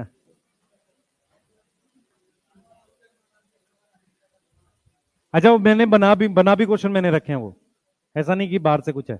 इधर देखो बेटा, बात करते हैं टीलोफेज की। हेडिंग डालो, देखिए ध्यान से। एनसीईआरटी कहती है कि जो क्रोमोसोम थे, जो डॉटर क्रोमोसोम थे, वो रिस्पेक्टिव पोल पे पहुंच गए। रिस्पेक्टिव पोल का मतलब जिसको जहां जाना था। समझ में आ रहा है? ये क्रोमोसोम कहां पहुंच चुके हैं? पोल्स पे पहुंच चुके हैं। ठीक है। अब वो क्या करेंगे? वो अपनी आइडेंटिटी, इंडिविजुअलिटी लूज कर देंगे। लूज करने का मतलब, अब वो क्रोमोसोम नहीं कर रहेंगे। बाई डीकंडेंसेशन, मतलब हम ये लिख रहे हैं कि नो मोर, नो मोर रिमेन एज क्रोमोसोम। अब वो क्रोमोसोम की तरह नहीं रहते, क्या बना देंगे? And become chromatin. वो क्या बन जाएंगे? क्रोमैटिन बन जाएंगे। अब इधर ध्यान देंगे बेटा सब लोग। मेरे पास इस क्रोमोसोम ने, मान लो ये 4 क्रोमोसोम थे, ह्यूमन में होता तो कितने होते हैं? यहां पे पिटाई कर दूंगा, माइटोसिस पढ़ रहे हैं। 46। तो 46 से यहां पर क्या बन जाता है? ये क्रोमैटिन। यहां क्या बन जाता? क्रोमैटिन। समझ में आ रहा है? तो जो भी क्रोमोसोम थे उसने क्या बना लिया? क्रोमैटिन बना लिया। अब क्या करोगे? आ जाओ। अब यहां पर आप क्या करो, ध्यान से सुनना बेटा, ध्यान सुनना। आपको ये समझनी पड़ेगी बात, पहले न्यूक्लियर मेम्ब्रेन बनेगी या ईआर या गोल्जी बॉडी? क्यों? हमने सेल में पढ़ा था, न्यूक्लियर मेम्ब्रेन से ईआर वगैरह डिराइव होता है, याद है आपको? बोलो। सही है। तो देखो क्या होगा, हमारे पास क्या होगा, पहले क्रोमैटिन डिकंडेंस हो गया, अब हमारे पास यहां पर न्यूक्लियर मेम्ब्रेन ऐसे बननी स्टार्ट होगी, और जैसे जैसे जरूरत होगी उसके साथ फिर ईआर और गोल्जी बॉडी वगैरह बनाएंगे हम। यहां तक समझ में आ रहा है? तो हमने न्यूक्लियर मेम्ब्रेन बना ली, फिर उसके बाहर ऐसे हमने ईआर बना लिया, फिर हम गोल्जी बॉडी बनाएंगे। तो मैं यहां पर यह लिख रहा हूं कि मेरे पास क्या क्या आ जाएगा। सबसे पहले हम लिखेंगे न्यूक्लियर मेम्ब्रेन बनेगी। यस, न्यूक्लियर मेम्ब्रेन बनेगी फॉर्म। और ये जो स्ट्रक्चर्स हैं ईआर, गोल्जी बॉडी और न्यूक्लियोलस, ये रीअपियर हो जाएंगे, ये दोबारा से दिखने लगेंगे। मुझे न्यूक्लियोलस क्यों चाहिए? प्रोटीन बनानी है। प्रोटीन क्यों बनानी है? मुझे एंजाइम बनाने हैं। समझ में आ रहा है? न्यूक्लियोलस आरएनए बनाता, मुझे और राइबोसोम चाहिए। और न्यूक्लियोलस अपने आप दिखेगा क्योंकि जैसे ही ये क्रोमोसोम बनाया था वैसे ही न्यूक्लियोलस खत्म हो गया था, लेकिन यहां पे क्रोमेटिन बनेगा तो न्यूक्लियोलस दिखेगा।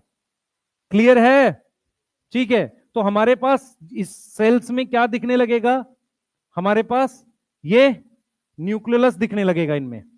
और ये कितने न्यूक्लियाई बन जाएंगे हमारे पास? दो। क्लियर है यहां तक? सही है। ये टीलोफेज में है।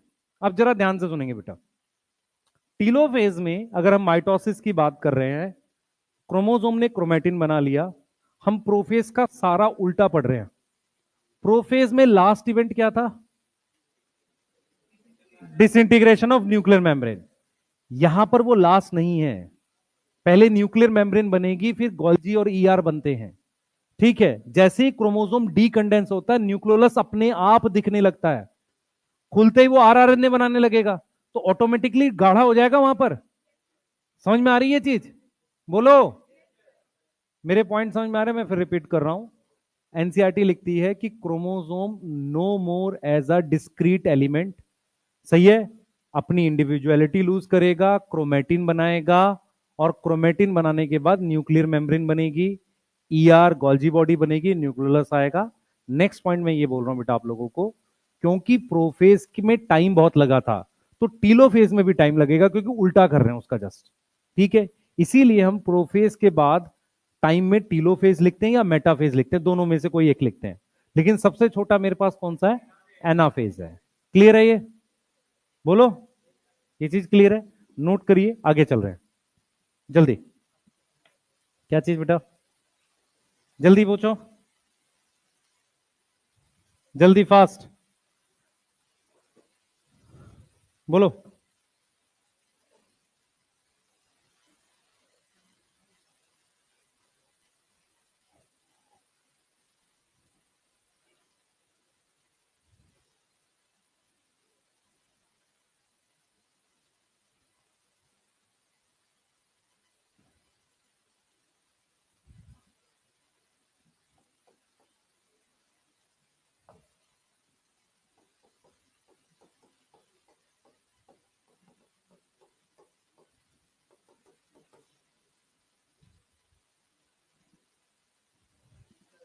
हाँ बेटा,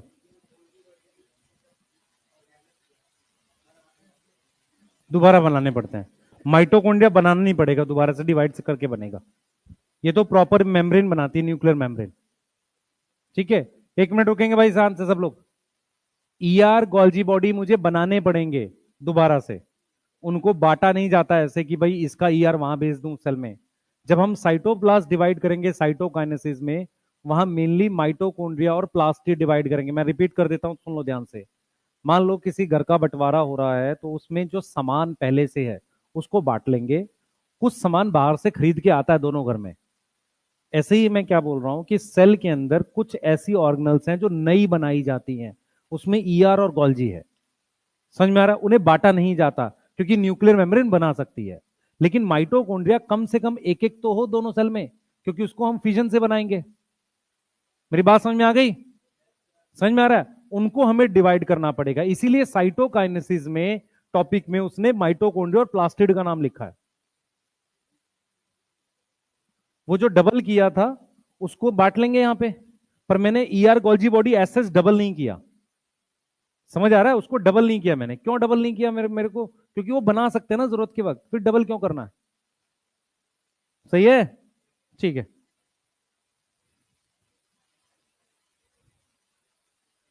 लिख लो एक बार, चलते हैं आगे। ये डायग्राम है भाई, पहचान लोगे? है ना? डायग्राम के क्वेश्चन आ सकते हैं, जल्दी करना फास्ट।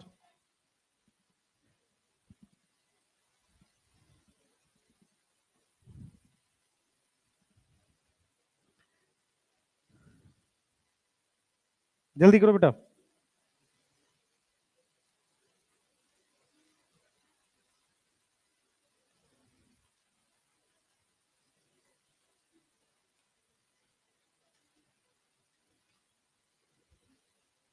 भाई तू कैप पहन के बातें कर रहा बगल वाले से, तेरे को ही बोल रहा हूं पता है। हाँ, बात नहीं कर, क्या फायदा होगा उससे?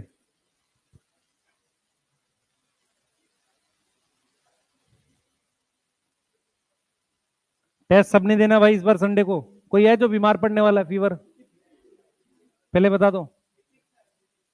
हाँ, फीवर वीवर नहीं होना चाहिए भाई, पहले ही दवाई शुरू कर दो, है ना? आज से पैरासीटामोल, बीडी दिन में 2 बार, है ना?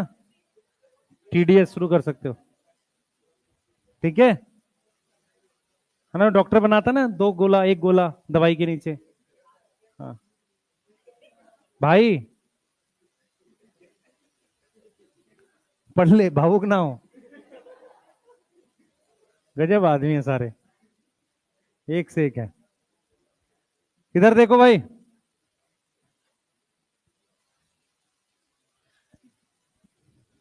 चलो इधर देखो बेटा, बात करते हैं फटाफट से। बिगिनिंग ऑफ फाइनल स्टेज को क्या बोलते हैं?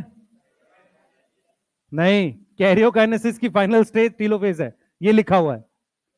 Eight the beginning of final stage of karyokinesis telophase होता है।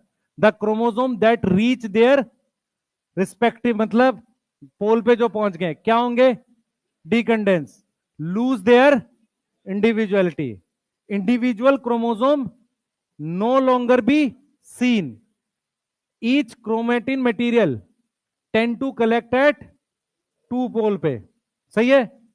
अब यहां पे क्लस्टर का क्या मतलब है? ग्रुप ऑफ क्रोमोसोम जो है, सही है, at opposite spindle pole and lost as a discrete element. मतलब ये कह रहा है कि अपोजिट पोल पर ये जो क्रोमोसोम थे अब ये क्रोमेटिन बन गए, तो क्लस्टर जो था उसने अपनी इंडिविजुअलिटी लूज कर दी। उसके बाद क्या बन रही है हमारे पास? न्यूक्लियर एनवलप बन रही है अराउंड द क्रोमोसोम क्लस्टर, किस पे? ईच पोल पे। क्या बन रहे हैं? 2 डॉटर न्यूक्लियाई, न्यूक्लियोलस, गोल्जी और ईआर। यहां पे ये लिख रहा है रीफॉर्म, इसका मतलब ये पहले कभी टूटे थे। रीफॉर्म का मतलब है पहले टूटे थे इसलिए दोबारा बना रहे हैं। सही है? ठीक है? डिस्क्रीट का मतलब अलग अलग, वो अब अलग अलग नहीं दिख रहे। सही है? इंडिविजुअलिटी लूज करते, बेटा ये वर्ड्स ध्यान से पढ़ना प्लीज। क्लस्टर मतलब ग्रुप, दोनों तरफ ग्रुप ऑफ क्रोमोसोम थे, अब ग्रुप नहीं रह गया, धागा आ गया। क्लियर है? वहां पर क्या आ गया? अब धागा आ गया। अब आ जाओ, देखो साइटोकाइनेसिस क्या होती है, ध्यान से सुनेंगे। साइटोकाइनेसिस का मतलब है मुझे 2 काम करने, सुनना ध्यान से बेटा।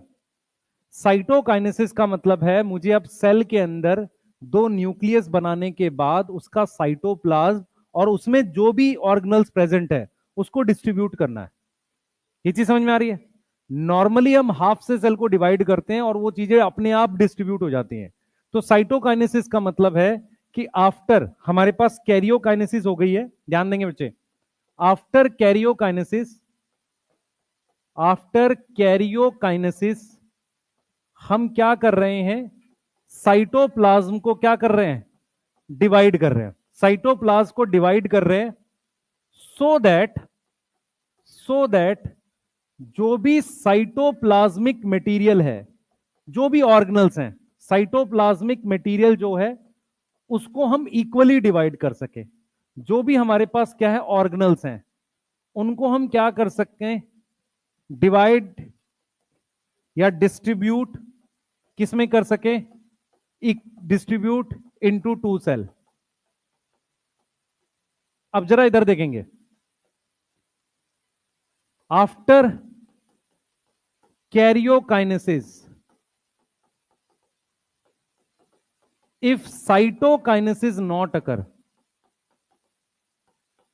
अगर कैरियोकाइनेसिस के बाद साइटोकाइनेसिस ना हो तो उस कंडीशन को हम कहते हैं कंडीशन इज मल्टी न्यूक्लिएटेड, या एक और वर्ड होता है बताओ, सिनकाइटियम।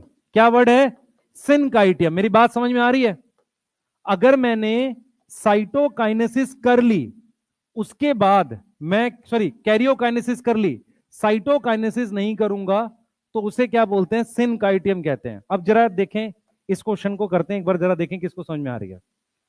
For development of syncytium which is absent, A cytokinesis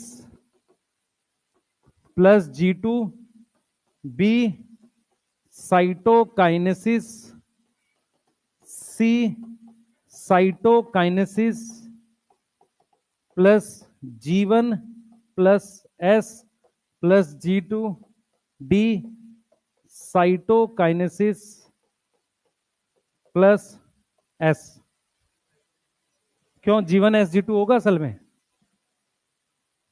जिस सेल में मल्टी न्यूक्लिएट बनाना है, क्या बाकी फेजेस होती होंगी? है? जैसे हम लोग अगर एक सीक्वेंस लिखे, एक सीक्वेंस लिखते हैं, सीक्वेंस ये है कि G1 है, S है, G2 है, M है। M को M ना लिखकर हम लिख रहे हैं कैरियोकाइनेसिस, फिर साइटोकाइनेसिस, फिर मुझे दोबारा ऐसे ही जाना पड़ेगा। समझ में आ रहा है? मैं अगर ये एब्सेंट कर दूं, ठीक है, तो 2 न्यूक्लियस बन जाएंगे। फिर मैं दोबारा से अगर क्या करूं, कैरियो कर दूं और साइटो को फिर एब्सेंट कर दूं, तो 4 न्यूक्लियस बन जाएंगे। समझ में आ रहा है? मतलब सेल साइकिल के बाकी फेजेस होते हैं, G1 भी होगा, S भी होगा, G2 भी होगा। मान लो एक न्यूक्लियस से 2 बन गए, 2 से 4 बना रहे हैं, 4 से 8 बना रहे हैं, तो हर न्यूक्लियस को डबल कैसे कर रहे हैं? बिना S फेज के तो डबल नहीं होगा। सही है? क्लियर है? अगर S फेज होगा तो G1 और G2 ऑटोमेटिकली होता है, क्योंकि G1 और G2 तो सिर्फ गैप थे। सही है? तो आप क्या कर रहे हो, G1 SG2 हुआ, कैरियोकाइनेसिस हो गई, साइटोकाइनेसिस नहीं हुई तो 2 न्यूक्लियस बन गए। फिर आपने क्या किया, फिर आपने G1 SG2 किया, फिर कैरियोकाइनेसिस करी, साइटो नहीं करी, तो उससे 4 न्यूक्लियस बन गए। तो ये जो कंडीशन होती है ना कि मेरे पास ये कितने न्यूक्लियस हैं? 2, फिर मेरे पास कितने न्यूक्लियस आ गए? 4, फिर ऐसे बढ़ते बढ़ते मान लो 8 आ गए।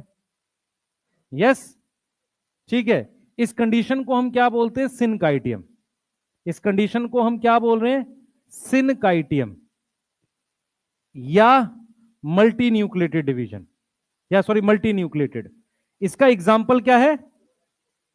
लिक्विड एंडोस्पर्म, कोकोनट का लिक्विड, कोकोनट का लिक्विड एंडोस्पर्म। किसको किसको याद है कोकोनट में पानी होता है और व्हाइट एडिबल पार्ट होता है? सही है? टेंडर का मतलब होता है यंग कोकोनट। यंग कोकोनट में जो पानी है वो लिक्विड एंडोस्पर्म है। वो बहुत सारे न्यूक्लियस हैं, बेसिकली क्या है वो? बहुत सारे न्यूक्लियस हैं जिसमें साइटोकाइनेसिस नहीं हुई है।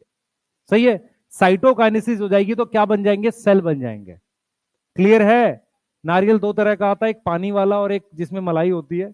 जो पानी वाला होता है वो एक तरह के न्यूक्लियस हैं सिर्फ, जिनमें बहुत सारी क्या हो गई है? डिवीजन हो गई है। जब साइटोकाइनेसिस होगी तो उसके साइड का सफेद वाला पार्ट बनता है। सही है? तो जैसे जैसे वो पानी कम होता जाएगा तो व्हाइट वाला पार्ट बनता जाएगा, तो सेल्स बनते जाएंगे।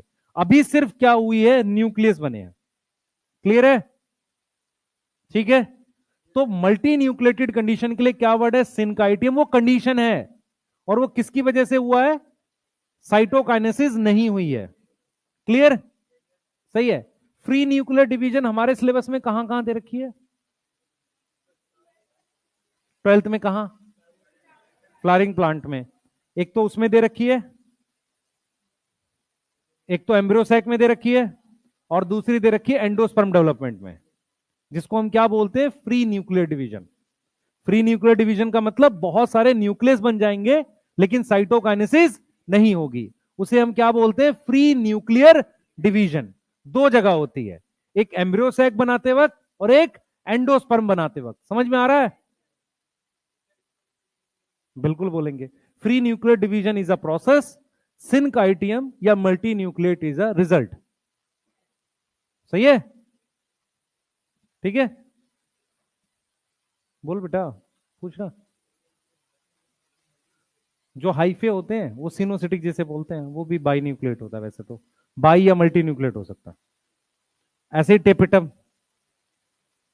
एक रीजन उसका ये भी हो सकता है कि कैरियोकाइनेसिस हुई, साइटोकाइनेसिस नहीं हुई। जल्दी करें बेटा एक बार।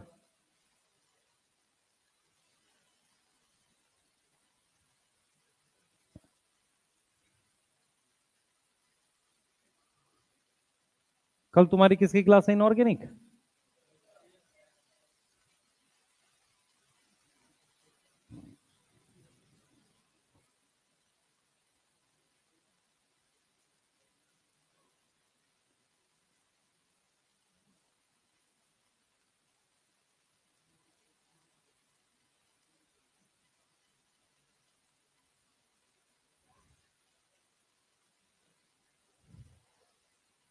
लिख लिया?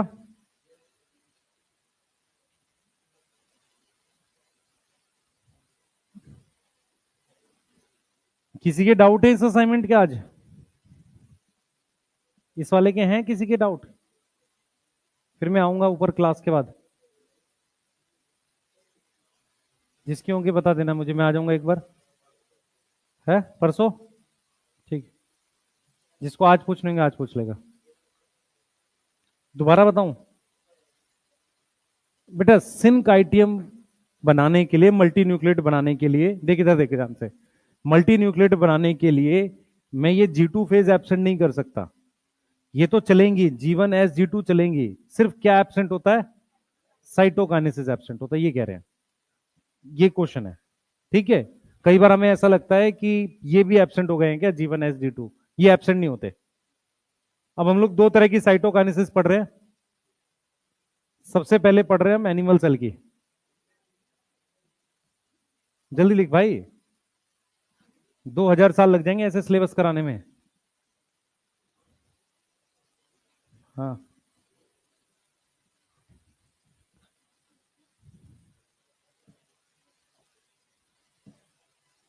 थोड़ा जल्दी लिखा करो तुम लोग, नहीं तो फिर वही वाला पढ़ाना पड़ेगा लास्ट में जाके। सुबह बुलाएंगे 6 बजे से शाम 6 बजे तक, 12 घंटे इकोलॉजी खत्म।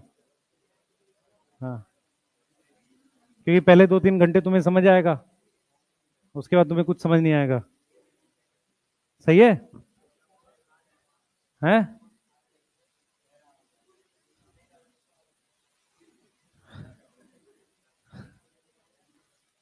खाने का व्यवस्था कराता हूँ तुम्हारे।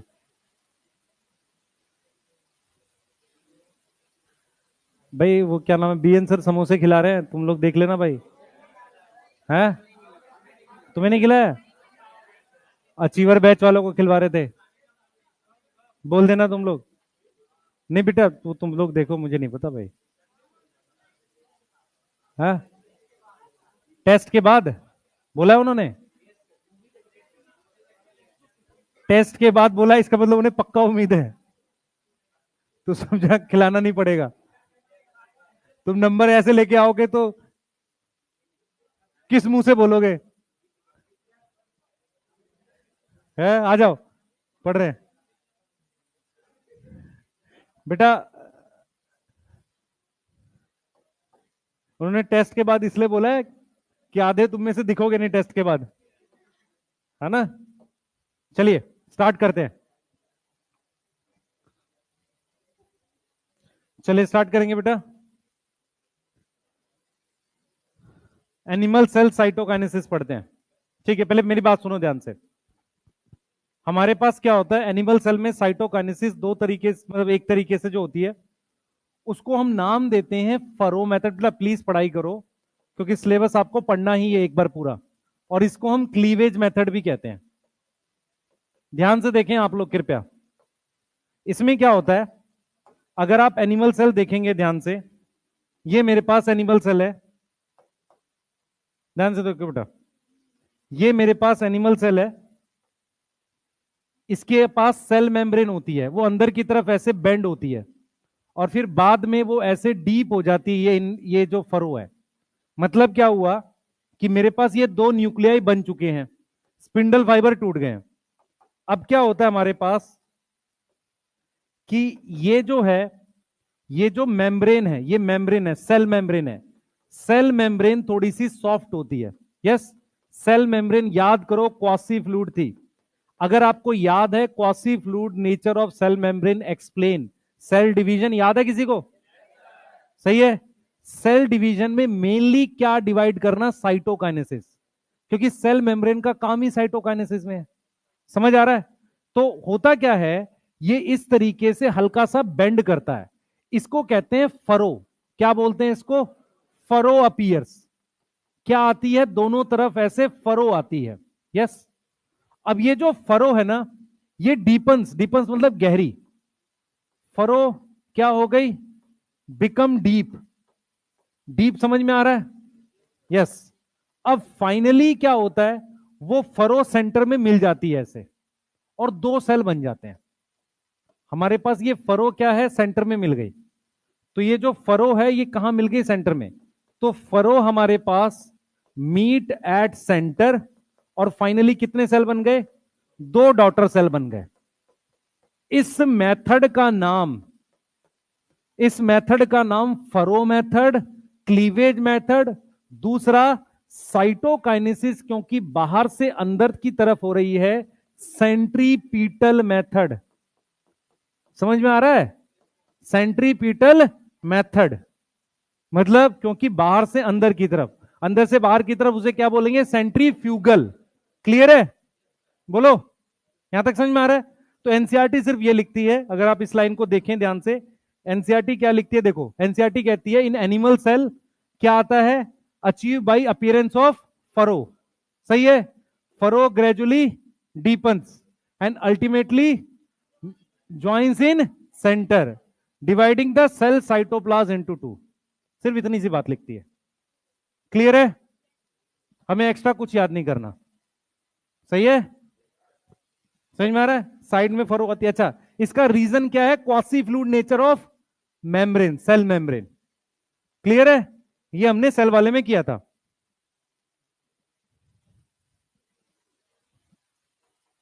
लिख लिया?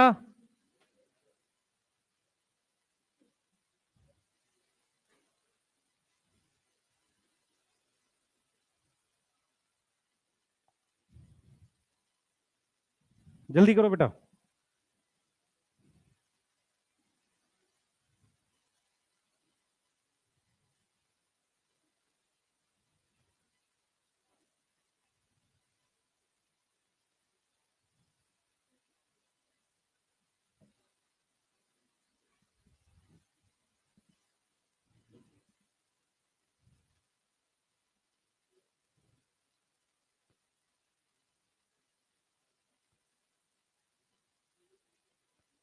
लिख लिया बेटा?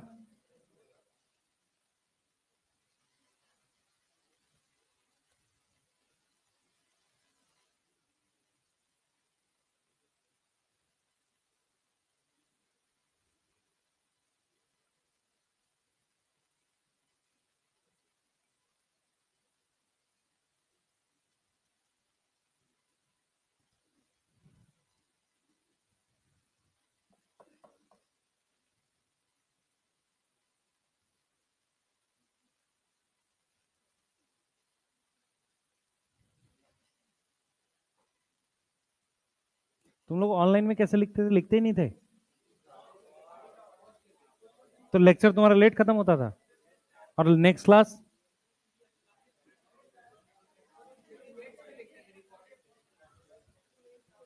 अच्छा, रिकॉर्डेड देखते थे। बहुत बढ़िया।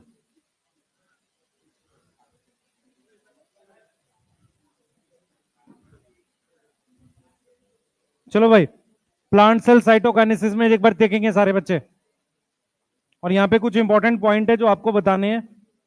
इधर देखें बेटा सब।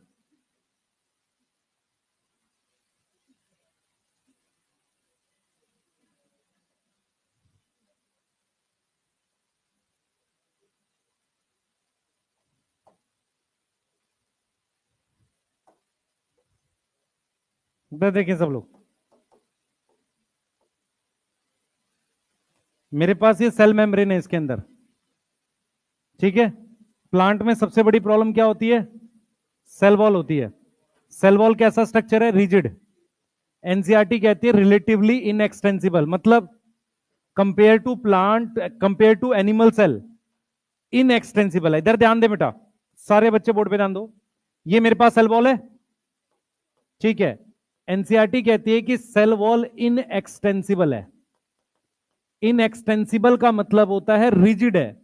अगर कोई चीज रिजिड है तो फरो नहीं बनाएगी, नॉट फॉर्म फरो। फरो वो आसानी से बनाएगी ही नहीं, या तो नहीं बनाएगी। अब हम क्या करते हैं बेटा, हमारे पास ये दो न्यूक्लियस थे यहां पर। अब ऐसे दो न्यूक्लियस बन चुके थे मेरे पास, ध्यान देंगे, ये स्पिंडल फाइबर थे ऐसे, ठीक है। स्पिंडल फाइबर थे बहुत सारे, इसमें से कुछ स्पिंडल फाइबर छोड़ दिए जाते हैं, वो टूटते नहीं है। कुछ स्पिंडल फाइबर छोड़ दिए जाते हैं ऐसे। ये जो स्पिंडल फाइबर रह गए, कुछ स्पिंडल फाइबर को छोड़ देते हैं, उसको आधार बनाते हैं कुछ केमिकल डिपॉजिट करने का। मैं बताता हूं क्या हम बोलना चाह रहे हैं। सेंटर में हमारे पास ये केमिकल डिपॉजिट होना स्टार्ट होता है ऐसे, और ये स्पिंडल फाइबर को बेस बनाता है। बेस बनाने का मतलब, मेरी बात समझो, जैसे ये स्पिंडल फाइबर, इसके दोनों तरफ थोड़ा थोड़ा केमिकल डिपॉजिट कर दिया। फॉर एग्जाम्पल, आप में से कुछ बच्चों ने कभी स्कूल में या कैसे भी कोई एक्सपेरिमेंट में वो बनाते हैं मिश्री, पानी, चीनी का पानी उबालकर, उसके लिए एक धागा डालना पड़ता है, तभी उस पर डिपॉजिट होता है। ऐसे ही क्या है, प्लांट सेल में कुछ स्पिंडल फाइबर रह जाते हैं, उस पर हम केमिकल डिपॉजिट करते हैं, सही है। उस केमिकल का नाम क्या है बेटा?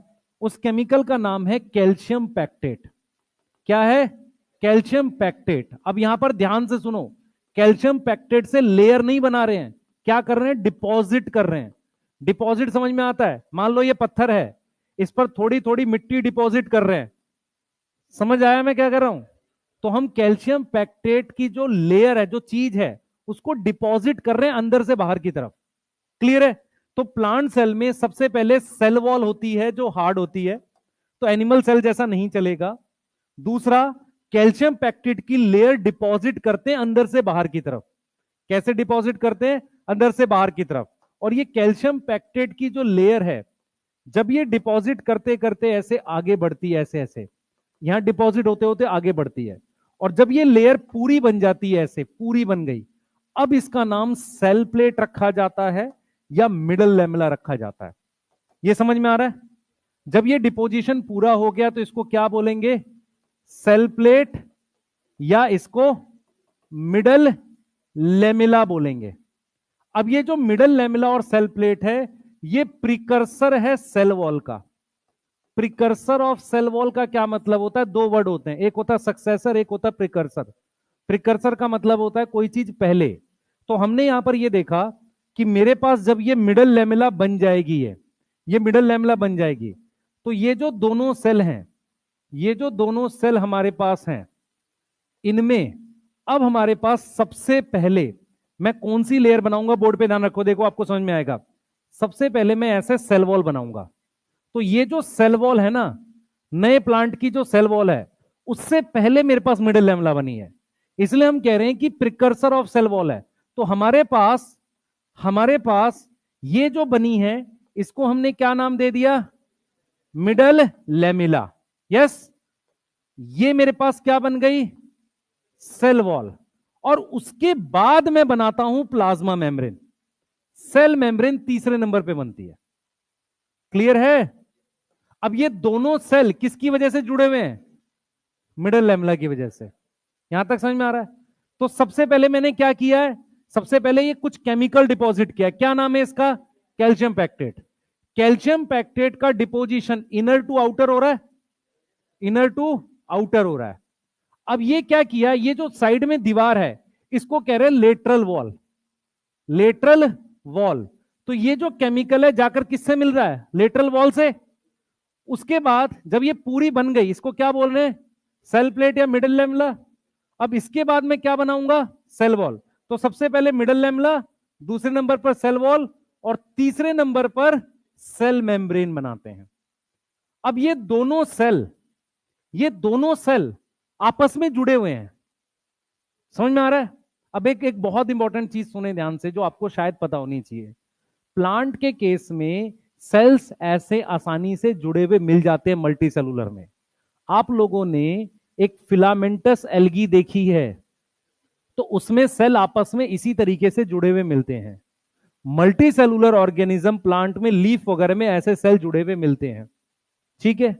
पर एनिमल में अगर आप डिवीजन देख पा रहे हो, यहां पर ये दोनों सेल एक दूसरे से अलग हो चुके हैं, क्योंकि यहां डिवीजन ऐसे हुई है कि जैसे एक बैलून लिया, उसका ऐसे गला घोट दिया, तो वो सेल्स आपस में क्या हो गए, अलग हो गए। लेकिन प्लांट के केस में ऐसे जुड़े हुए मिलते हैं। और आपको यह भी पता है कि एनिमल्स में सेल्स अलग अलग होते हैं, अगर मुझे इनको जोड़ना है तो बनने के बाद कुछ केमिकल डिपॉजिट कर कर, जिसे आप एक्स्ट्रा सेलुलर मैट्रिक्स वगैरह बोलते हो, जोड़ सकते हैं। समझ आ रहा है? अगर ये स्किन सेल है तो बीच में केराटिन लगा दो। समझ आ रहा है? ब्लड सेल्स है तो बीच में फ्लूइड भर दो। समझ आ रहा है? तो नॉर्मली एनिमल सेल्स आपस में अलग रहते हैं, प्लांट सेल जुड़ सकते हैं। लेकिन मेरे पास एक ऐसा प्लांट सेल है जिसका नाम हमने, हाँ भाई नाम बताओ इसका, क्लैमाइडोमोनास, ठीक है। अब इसको मैं डिवाइड करके अगर दो क्लैमाइडोमोनास बना रहा हूं, तो क्या ये जुड़ा रह सकता है, जबकि ये प्लांट सेल है? इससे मुझे दो सेल बनाने हैं, दो सेल बना दिए, जुड़ा रह सकता है? नहीं। तो इसका मतलब यह हुआ कि कुछ प्लांट सेल में ये वाला मेथड यूज करते हैं सेल को डिवाइड करने के लिए, जिसकी वजह से वो सेल आपस में जुड़े हुए ना रहें। तो cleavage method normally animal cells में होती है, उसके अलावा लोअर प्लांट सेल्स में होती है। लॉजिकली समझ में आ रहा है ये बात? क्योंकि मैं उन सेल्स को आपस में जुड़ा हुआ नहीं रख सकता। ये समझ में आ रहा है? तो क्लीवेज मेथड तुम्हारी एनसीईआरटी बताती है एनिमल सेल में, प्लांट सेल में बना बताती है, इसको हम क्या बोलते हैं, सेल प्लेट मेथड। क्या बोलते हैं? Cell plate method. यस, इसे सेंट्रीफ्यूगल भी बोल देंगे। यस। अब सेल प्लेट मेथड सारे प्लांट्स में होता है, पर हम नोट में इस बात को लिख सकते हैं कि हमारे पास कुछ लोअर प्लांट में, किसमें लिख सकते हैं, इन सम लोअर प्लांट्स, क्या होगा, कौन सा मेथड होगा, क्लीवेज मेथड अकर। और उसका रीजन समझ में आ रहा है? क्योंकि मुझे उन्हें जोड़े नहीं रखना। अच्छा, मैं जुड़े हुए प्लांट सेल को अलग करने के लिए क्या करूंगा, हां, उसको तोड़ दूंगा, मिडिल लेमेला को। तोड़ने के लिए मुझे एंजाइम चाहिए। जैसे कच्चा आम, सेल आपस में जुड़े हुए हैं, सही है, पका हुआ आम, मिडिल लेमेला डिसॉल्व कर दी, पर शुरुआत में वो बनती जरूर है। शुरुआत में क्यों बनेगी? क्योंकि एक सेल से दो सेल बनाने के लिए मिडिल लेमेला ही चाहिए। समझ आ रहा है? बोलो, बता बेटा, नहीं समझ में आया? पूछो, कुछ पूछना है किसी को? कोई कुछ नहीं पूछेगा? दिक्कत ये इतनी सारी भीड़ में पूछे कैसे, है ना? कोई मुझे बेवकूफ तो नहीं समझ लेगा? मैं तो बहुत इंटेलिजेंट हूं, 2-3 साल हो गए तैयारी करते हुए, है ना? सही है। सेम सिलेबस है, मुझे पता है खत्म करना है, उसके बाद भी खत्म नहीं हो रहा, 2 साल हो गए, और उसको मैं सिली मिस्टेक का नाम दे के आता हूं हर साल। बेटा बात खराब लगेगी, पर सच तो यही है ना? क्या करें? हाँ, खराब लगनी भी चाहिए बेटा, खराब लगेगी तभी तो पढ़ोगे, है ना?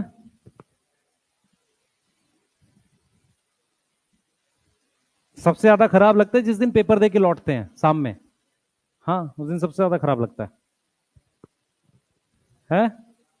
उसी दिन सबसे ज्यादा खराब लगता है। ये लगता है यार थोड़ा सा और कर लेते तो हो जाते, तो आसान आया था पेपर, पेपर देख के लगता है। ठीक है, तो प्लीज ध्यान रखें, समय बहुत जल्दी निकलता है, आपको पता ही नहीं चलेगा अभी कितनी जल्दी निकल जाएगा।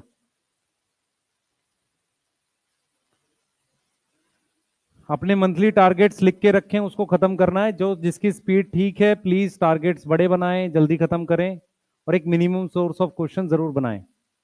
ठीक है? बॉटनी में मैंने आपको बिल्कुल क्लियर कर दिया, आपने सबसे पहले वो क्वेश्चंस बनाने हैं जो मैं आपको दे रहा हूं, उसके बाद आप वीडीपीपी सॉल्व करेंगे, यदि समय बचता है तो आप जाकर तत्व सॉल्व करेंगे। ठीक है? पर ये दो सोर्स आप लोग बना लेंगे। ठीक? क्लियर है? एनसीईआरटी रीडिंग करेंगे खुद से, उसमें लिखें चाहे जो करे, नोट्स आपके पास एनी हाउ होने चाहिए, पहले के बने हुए या नए बने हुए, दोनों चल जाएंगे। ठीक है।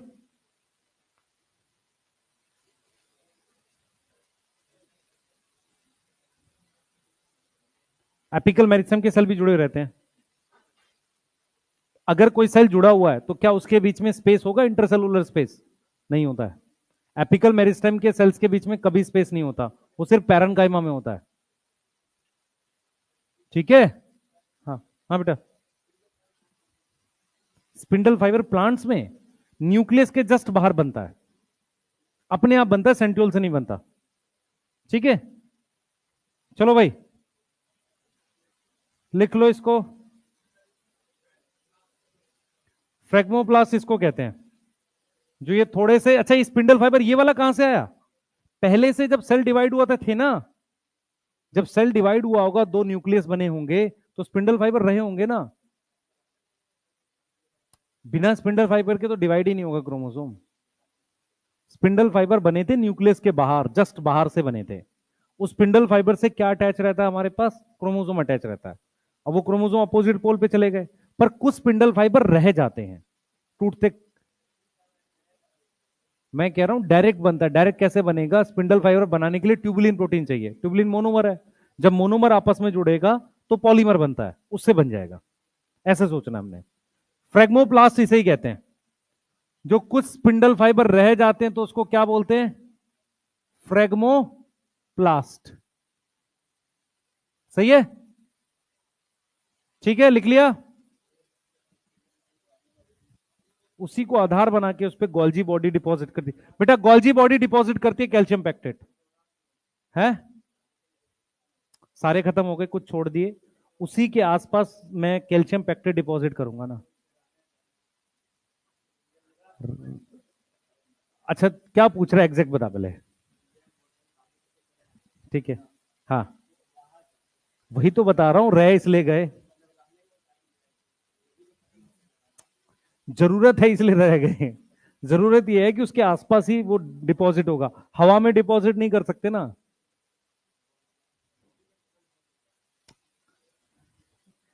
तो कुछ और पूछ रहा है, मैं तेरे को जो चीज बता रहा हूं समझ पहले। वो रहे हैं इसी वजह से क्योंकि उस पर आसपास डिपॉजिट कर जरूरत थी, रह गए। तू पूछ रहा सारे क्यों नहीं खत्म हुए हैं, अब ये थोड़ी बताऊंगा मैं तुझे ये बताऊंगा कि रह गए क्यों रह गए, क्योंकि उसके आसपास, बस इतना ही पढ़ना हमने। ठीक है, ऐसे तूफानी क्वेश्चन के जवाब नहीं दूंगा मैं। ठीक है, आओ भाई।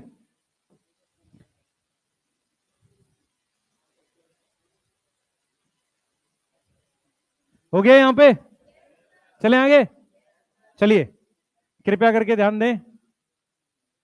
एनसीईआरटी क्या बोल रही है? एनसीईआरटी कहती है, देखिए सबसे पहले एनसीईआरटी क्या वर्ड यूज करती है उनको समझेंगे।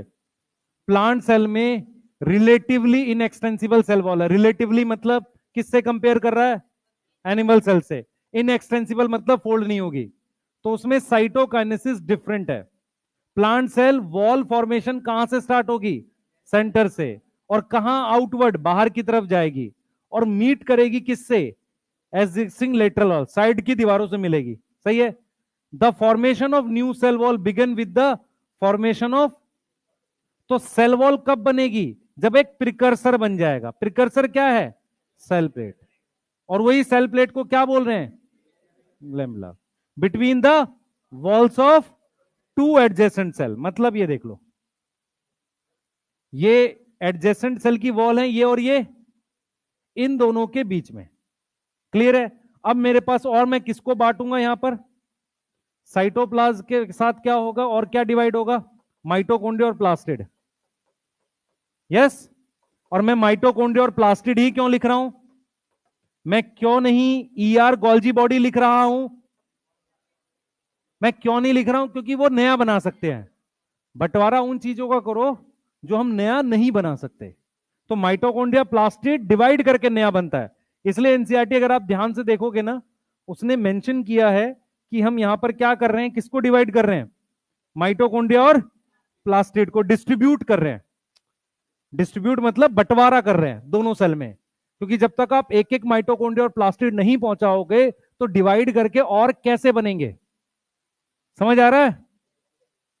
क्लियर है? किसी ने वर्ड सुना de novo synthesis? De novo मतलब क्या? प्री एग्जिस्टिंग से। तो माइटोकॉन्ड्रिया और प्लास्टिड ऐसी ऑर्गेनल है जिनकी डी नोवो सिंथेसिस होती है। डी नोवो समझ में आ गया? किसी पुरानी ऑर्गेनल से नया बनता है। सही है? चलिए आगे चलते हैं, नोट कर लीजिए। समय नहीं हुआ बेटा, अभी बहुत समय है। हाँ रुक जा भाई, मुझे एक बार जरा इसकी सिग्निफिकेंस लिखवानी है माइटोसिस की, फिर ये क्वेश्चन बताने हैं। चलो आ जाओ, सिग्निफिकेंस लिखेंगे। चलो हेडिंग डालो, सिग्निफिकेंस ऑफ माइटोसिस। सबसे पहली सिग्निफिकेंस नीट में आता है नहीं? हाँ भाई, इक्वेशनल डिवीजन समझ में आ रहा है? सबसे पहली सिग्निफिकेंस क्लियर है? ये क्या है? इक्वेशनल डिवीजन है। इक्वेशनल डिवीजन का मतलब क्या हुआ? Number of chromosome, number of chromosome किसमें सेम है? Same in parent cell and daughter cell. Daughter cell और पेरेंट सेल में नंबर ऑफ क्रोमोसोम सेम है, प्लीज ध्यान रखें। दूसरा हमने क्या लिखा है? जेनेटिकली आइडेंटिकल सेल बनते हैं। हाँ भाई, ये क्या होता है? अब इसका क्या रीजन लिखूंगा अगर मुझे लिखना हो तो? जेनेटिकली आइडेंटिकल सेल क्यों बनते हैं? सिस्टर क्रोमेटिड अलग होता है। सही है? समझ में आ रहा है? सिस्टर क्रोमेटिड्स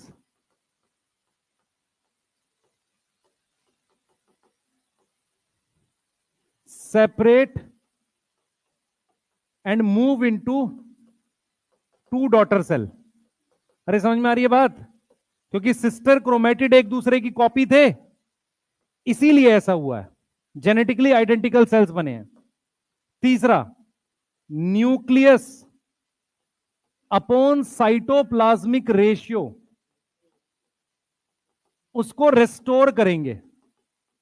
रेस्टोर क्या होता है? वापसी ठीक करेंगे। जरा देखें, ये सेल है, ये इसका न्यूक्लियस है। साइटोप्लाज्म का मान लो वॉल्यूम 10 है, साइटोप्लाज्म का 10 वॉल्यूम है, न्यूक्लियस का मान लो 5 है, तो रेशियो क्या आएगी इसकी? 5/10। जीवन फेज हुआ, ग्रोथ हो गई, ये रेशियो ये आ गया 20, ये 5 है, तो nucleus upon cytoplasm ratio decrease कर गई। अब मैंने क्या कर दिया? एम फेस कर दिया। क्या कर दिया? एम फेस कर दिया, 2 सेल बन गए। अब यह वॉल्यूम देखो इस सेल की, इसमें 10 है वॉल्यूम, इसमें 5 है, तो न्यूक्लियस अपॉन साइटोप्लाज्म रेशियो फिर 5/10, वापसी आ गई, तो ये रेस्टोर हो गई। रेस्टोर समझ में आता है? बेटा देखो ध्यान से, आपको ये समझना है, एक वॉल्यूम न्यूक्लियस का, दूसरा साइटोप्लाज्म का है। न्यूक्लियस अपॉन साइटोप्लाज्म का वॉल्यूम का रेशियो, जब सेल की ग्रोथ होती है तो वो रेशियो क्या होता है? डिक्रीज हो जाता है। लेकिन जब वो सेल डिवाइड करता है तो वो रेशियो क्या आ गई? रेस्टोर हो गई। रेस्टोर समझ में आता है? क्लियर है? रेस्टोर मतलब वापसी आ गई। क्लियर? सही है? ठीक।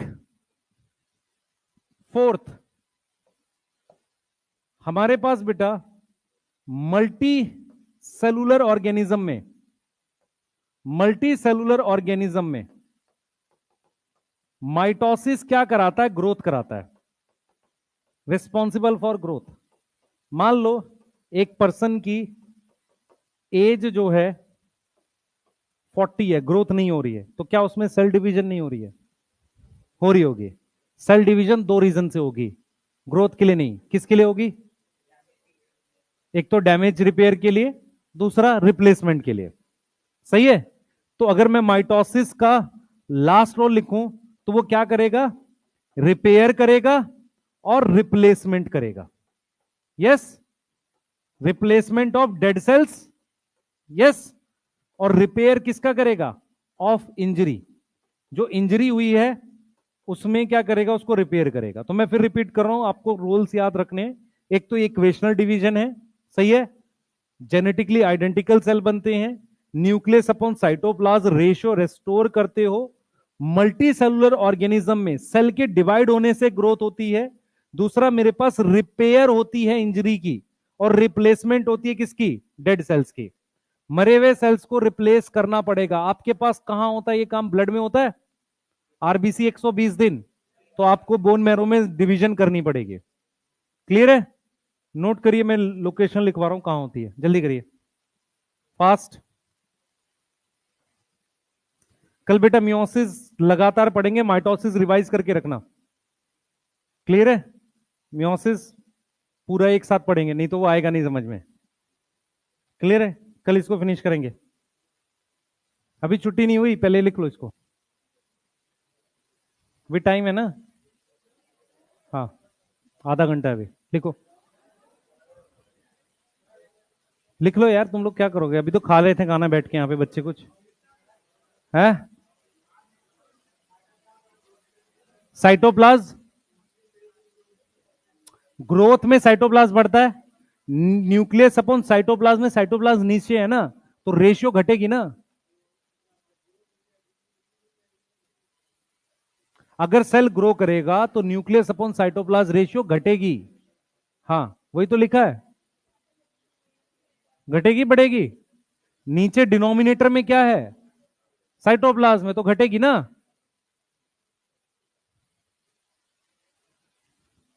लिख लें बेटा एक बार जल्दी से, लिख लिया।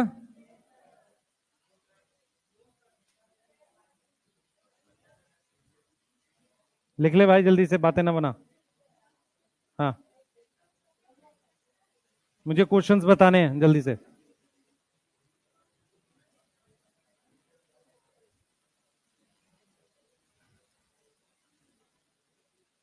नोट कर लो बेटा, जल्दी नोट कर लो, मुझे क्वेश्चंस भी बताने हैं आपको, 5 मिनट लेंगे, ज्यादा नहीं।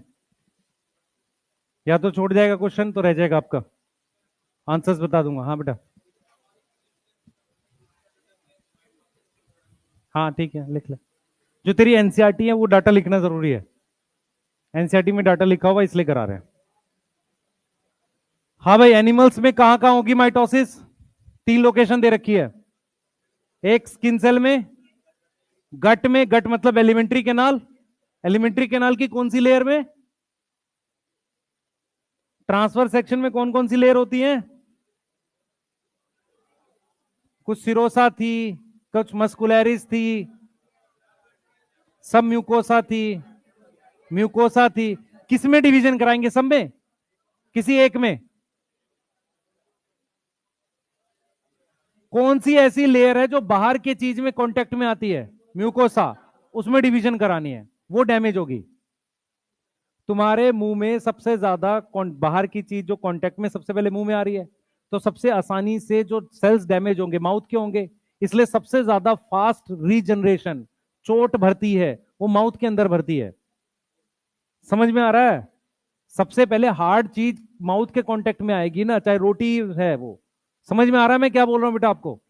तो हमारे पास एनिमल्स में कहां कहां डिवीजन होती है, एक तो मेरे पास ब्लड सेल्स हो गए, यस, ब्लड सेल्स हो गए, डब्ल्यूबीसी वगैरह, स्किन सेल हो गए, एंड मेरे पास क्या होगी बेटा, गट। गट का मतलब है एलिमेंट्री कैनाल, एलिमेंट्री कैनाल में मेनली म्यूकोसा, यस, ठीक है।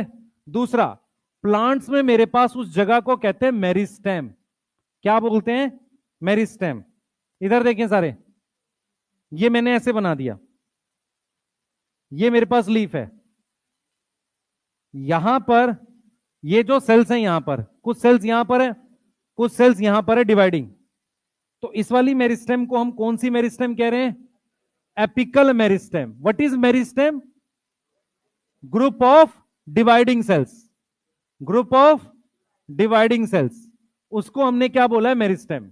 यहां पर हमने क्या लिखा है, एपिकल मेरिस्टेम। इसको क्या लिखा है, लेटरल मेरिस्टेम। ये वाली मेरिस्टेम का एक और नाम होता है, इसे कैम्बियम कहते हैं। क्या बोलते हैं, कैम्बियम। तो एनिमल्स में 3 लोकेशन आप याद रखेंगे, गट, स्किन और एलिमेंट्री के नाली घट है, और ब्लड सेल्स। प्लांट्स में मेनली मेरिस्टेम, एपिकल मेरिस्टेम और लेटरल मेरिस्टेम। सही है, ठीक है। क्वेश्चंस देख लो, आंसर खत्म कर रहे हैं। लिख लो बेटा जल्दी से।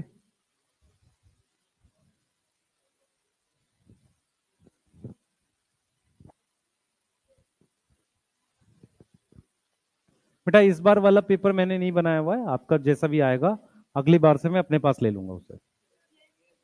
ठीक है, मैं बॉटनी वाला पेपर खुद से बनाया करूंगा।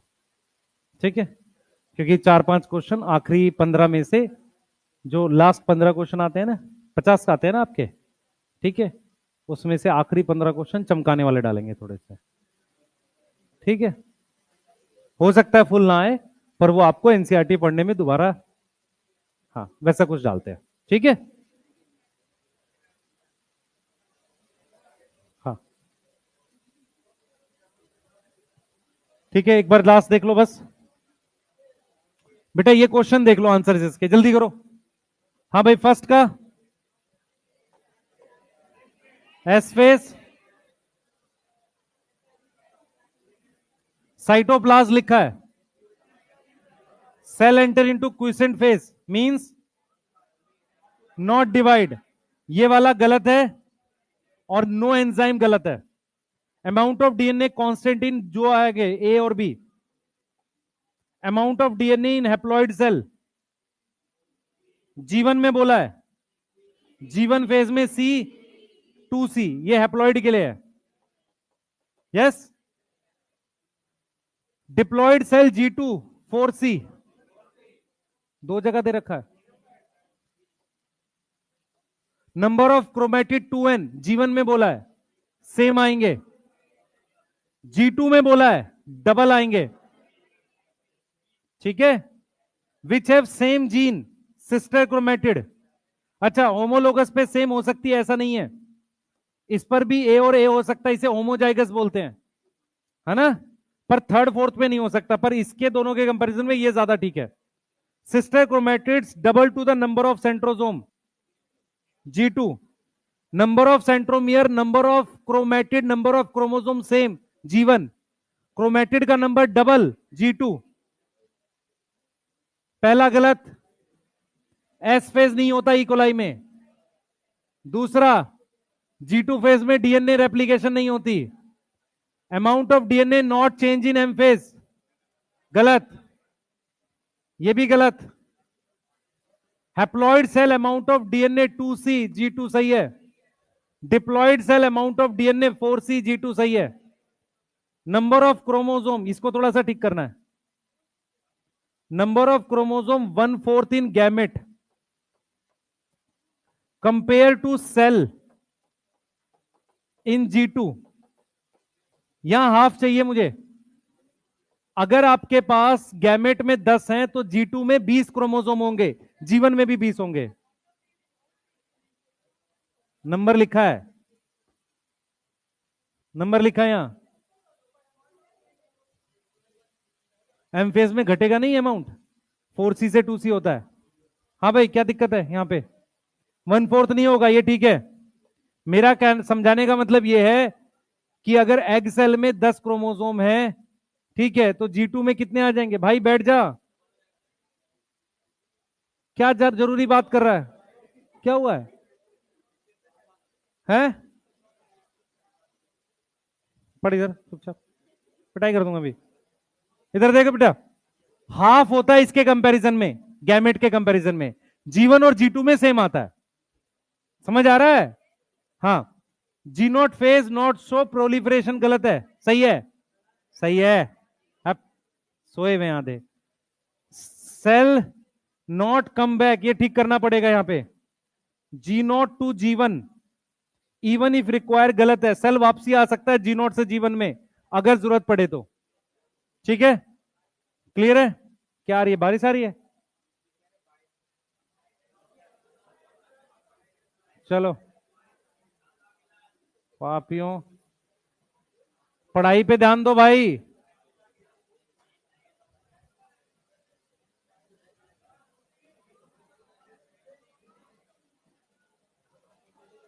इसको नोट कर लो।